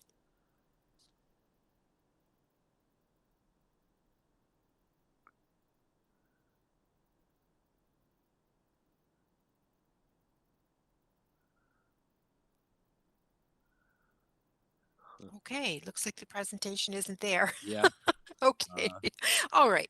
So as I said, it's a proposal to retain the existing dwelling, second floor addition, exterior and interior alterations, and an exterior staircase to the basement. 2 2-bedroom units are proposed, 1 on the first floor, 1 on the second floor. The basement will be unfinished. The site is very close to Humber College, public transit on Lakeshore Road, as well as local retail, restaurants, and services. I did provide a little context map showing the various uses in the area. Yeah, sorry, if I could just and a interrupt, picture. Ms. Beaumont. I don't recall seeing a presentation materials from you, and I don't think staff has. Just want to get it clear that we don't have presentation materials. But carry on. Well, it was. It's also. It was sent with my. Okay. Was it Okay. back last December or more recently? It's not. No, I just sent it when I sent my request to speak at this meeting. I sent a presentation with that email. Okay. And by the way, I did omit to mention one thing in my introduction, and that's that in the additional materials received yesterday, planning has advised they have no further concerns with this application. I didn't mention that. That's very important, obviously. So I know, and I also did provide a site plan a little bit different than what we provided in the in our application package, in that transportation has pointed out that we do need a parking space, and so we did provide a site plan showing 1 parking space can easily be accommodated in the rear yard, and we will do so. Our zoning review did not mention anything with respect to a parking variance, but we can easily accommodate 1 parking space in the rear yard. So that is not an issue, and that will be done. Just in terms of the variances that we're applying for, there's side yard setback of 0.13 meters. That is an existing condition. A setback of 0.0 meters to the roof eaves on the south side. Again, that is an existing condition. The height of the front entrance, we're proposing 1.4 meters. The existing entrance is 1.13 meters above grade. The proposal does include building up the height of the basement a little bit, so we are pushing up the ground floor from its existing elevation up a little bit. So that's why we do need the variance for main floor height. The height of the main walls is 7.8 meters. There are many, I checked variances approved for main wall height in the area, and there have many variances in the neighborhood of height in around 8 meters or even a little bit more than that. And the final variance is, I would say, a technical variance, just we're altering the front wall of the building to accommodate the secondary suite. In fact, in this case, if you've seen the existing building, that's a good thing. The new building will certainly improve the curb appeal of the home, and and the streetscape in general. And it will appear to be a single detached home from the street. There's no indication from the street that this is a duplex type dwelling. It looks just like all of the other single detached homes in the neighborhood. Okay. Thank you. I just want to point out, inadvertently, it shows on my bookmark that the comments from Long Branch are with this application, but when you open it, it's the letter from the last time. So that should have been put in with the materials. We're given the materials from the previous hearing, but this was showing as a separate bookmark. So as you can see, that letter is irrelevant because it's over a year old with your last application. So I just want to clarify, we do not have opposition from Long Branch. I was going to say, well, you better respond in writing because there's no one here, or respond to their written objection. But I took a look at the written objection, and it should be in the previous material. So there is no objection from Long Branch, or from anyone, I guess. So let's see if committee members have any questions for you, if someone's ready for a motion.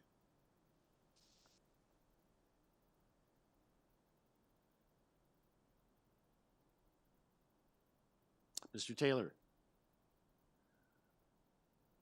Yes, Mr. Chair, I find the requested variances meet all the tests under the Planning Act, and I move approval subject to urban forestry conditions 1 and 2 and the conditions requested by the Transportation Department.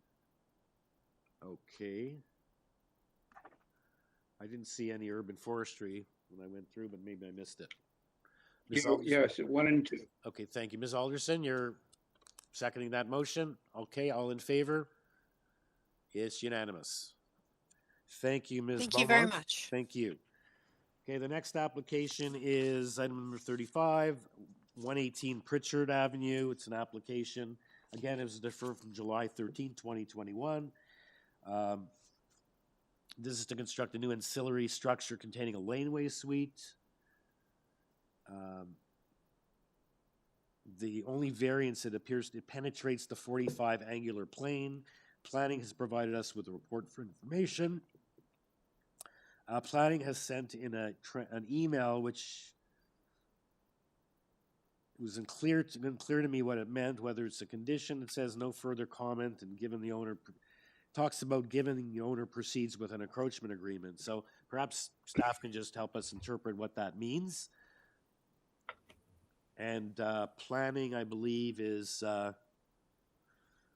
just giving us a report for information. The speaker is Jorge de Cuna. Welcome, sir. Only one speaker. Yes, good afternoon. Can you hear me? Yes. Okay. So yeah, we apply and do the referral in July because I had to meet some clearance from the transportation. So we fixed the design as well as the drawing to meet the recommendation. So it made the canopy at the front less than which have before. So provide all the drawings. So the planning department, they are okay with that. And the transportation as well, they are okay with that. And I don't have any other agency involved and a comment from them. Okay, thank you, sir. Also point out that in the additional materials received yesterday, we also have a support letter from Councilor Nunziata that just came in yesterday. So can staff, before we see if committee members have any questions, either you or perhaps Mr. Carvalino can see if is this a condition or not? It talks about transportation has no further comments you provided. Given the owner proceeds with an encroachment agreement, the city widens the laneway and takes ownership of the 0.98 strip of land. Have a good weekend as well. So, Mr. Carvalino, is that a condition?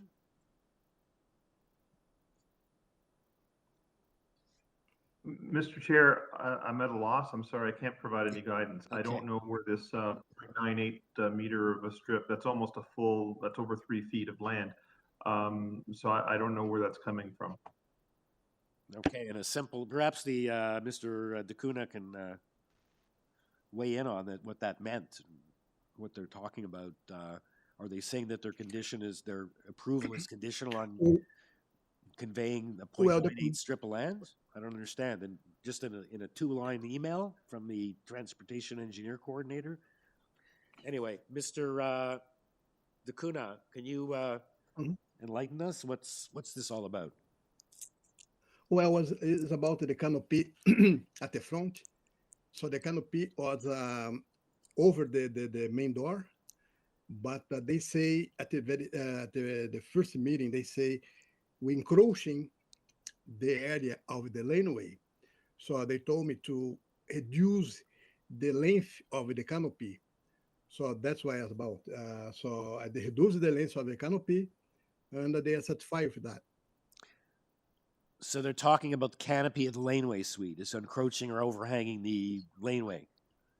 That's what well, only the canopy, not the suite itself. The canopy. I guess there's a canopy so that people don't get rained on at the front door. Yeah, is that what it is? So it's not attached to the ground. It's just an overhang. Okay. Yeah. At least we know what they're talking about. Thank you. Committee members, any questions for Mr. DeCuna or something? Mr. Chair. Yep. Sorry, Mr. Chair, I just wanted to ask Mr. DeCuna a quick question, because there is a 0.98 dashed line at the back on the laneway. Do you see the dimension? It says there's a dashed line right behind the proposed new garage on the ground floor, the laneway suite on the second floor. There's the dashed line. Yeah, that's why. That's the 980 millimeter separation from the laneway. But what I don't have to provide guidance is a request for either a dedication or any kind of condition from transportation. Typically, there's like a snow storage area or something in the laneway, but without having some more details from transportation, I can't provide any more guidance. I can just provide you with the area that it relates to. Okay.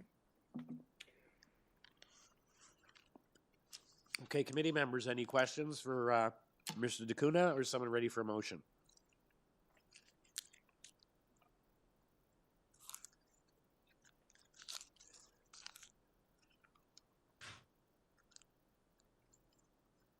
Mr. Taylor. Yeah, Mr. Chair, I find the variances requested meet the 4 tests under the Planning Act, and I move approval without conditions. Thank you. The seconder for that? Mr. Bellissimo, thank you. All in favor? Unanimous approval. Thank you, Mr. DeCuna. Okay, thank you very much. Okay, our next application is item number 36, which was deferred from July 29th, 2021. 33 Saybrook Avenue. It's a detached dwelling with an attached garage with 5 variances. We have supporting documentation, and we have the materials from a previous hearing. And in the additional materials, we have the minutes from the previous hearing, and that's all we have. The speaker is Tanya Pajovic. I think we heard from her this morning, a long time ago. Welcome back. Good afternoon, and thank you again. Yes, we have, in fact, in front of us revised drawings, and in communication with the city planner, we did some adjustments which were in the line of to comply, in fact, with the requests that we received after initial submission of the drawings.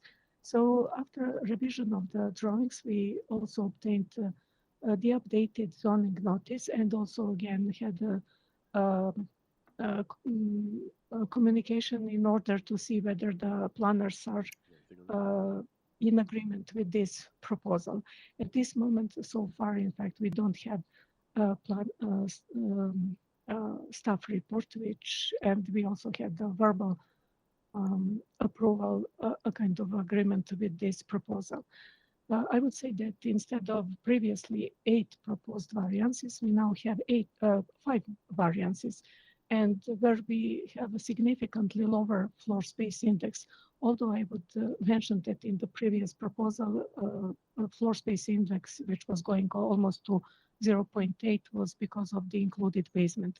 But since we significantly did redesign of the house, we have now 0.54 floor space index, and at the same time we don't have some other variances which were resulting from basement, which was included in the calculation. That means, in fact, the deck area, which was considered as a platform on the second floor, that is eliminated, and as well as some other adjustments that we did with the front steps. So at this moment, we have also variance, which is the length of the house. But I would mention also that the main core of the house and the part which is 2-story corpus of the house is 15.65, and additional part is 1-story addition at the back, and also projection of the semi-enclosed porch, which is 2 feet long. So that's why we have also the length, which is currently proposed in the dimension 17.88. In the cover letter and also our supporting document, we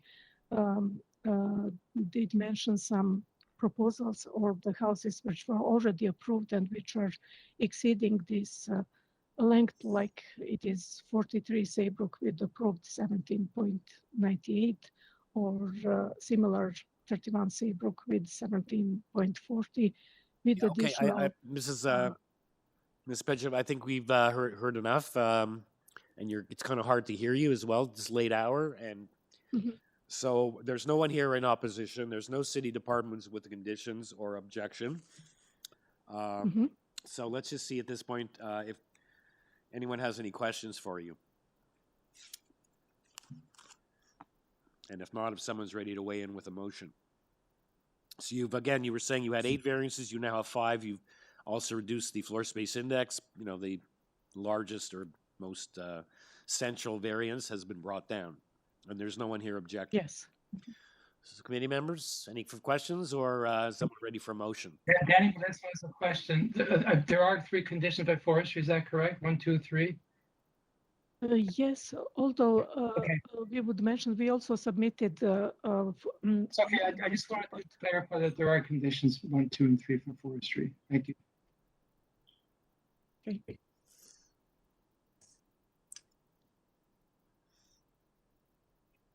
Sorry, I didn't hear. Did you ask me a question? Yeah, I had asked a question just for clarification that there was conditions from forestry, and this condition 1, 2, and 3. And I think you answered yes. Yes, there are. And we already submitted also arborist report, although we are not requesting any removal of the city tree. It's just that it's going to be fenced and tree protected with tree protection zone. Very good. Mr. Chair, ready to make a motion if there are no further questions? Go ahead.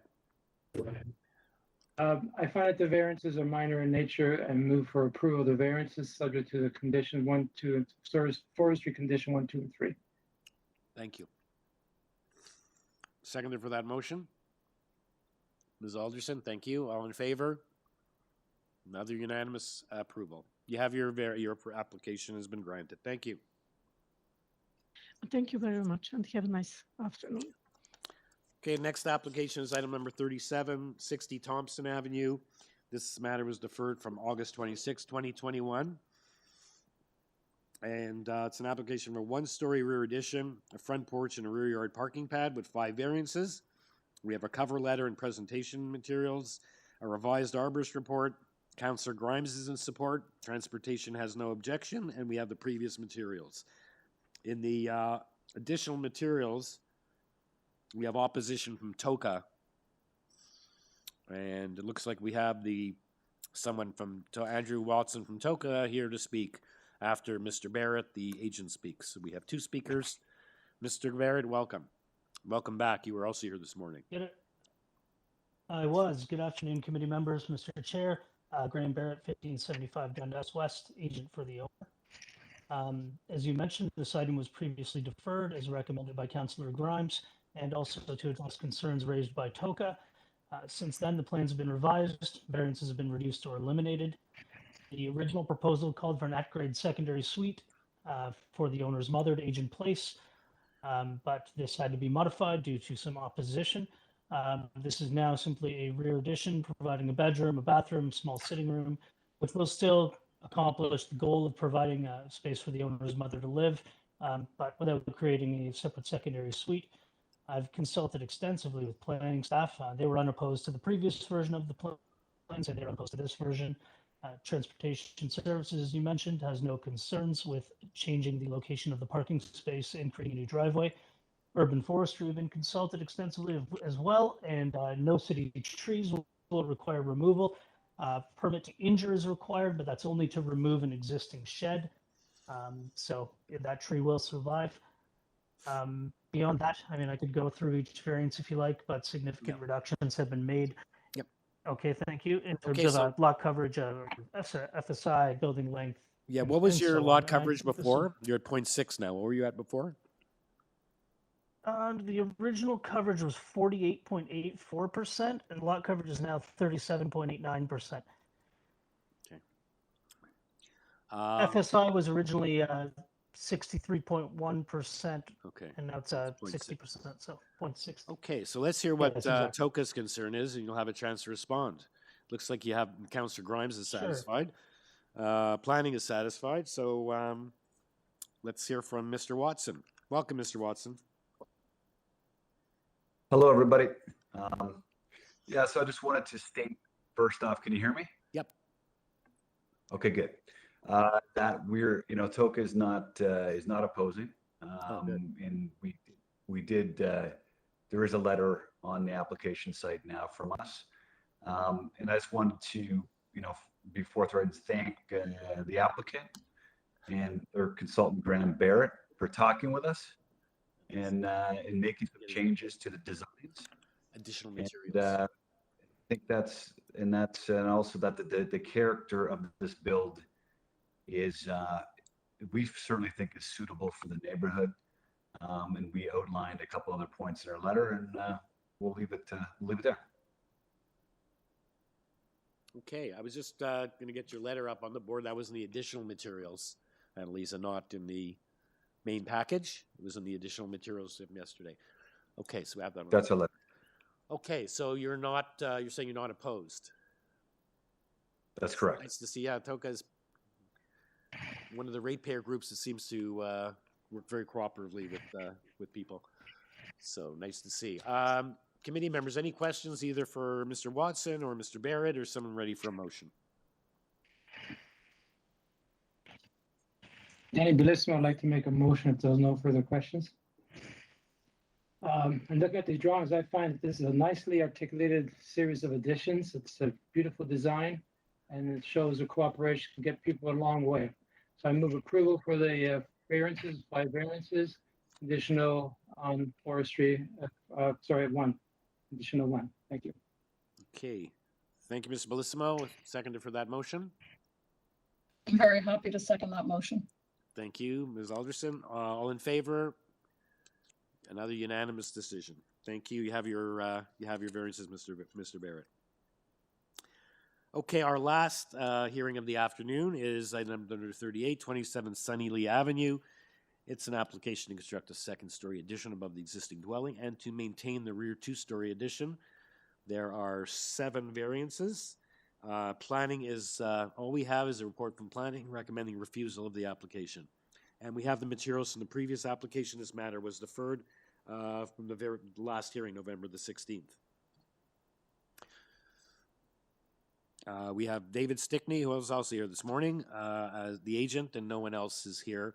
So, Mr. Stickney, welcome, and please give us a short presentation as to why this application, notwithstanding planning's opinion, deserves merit.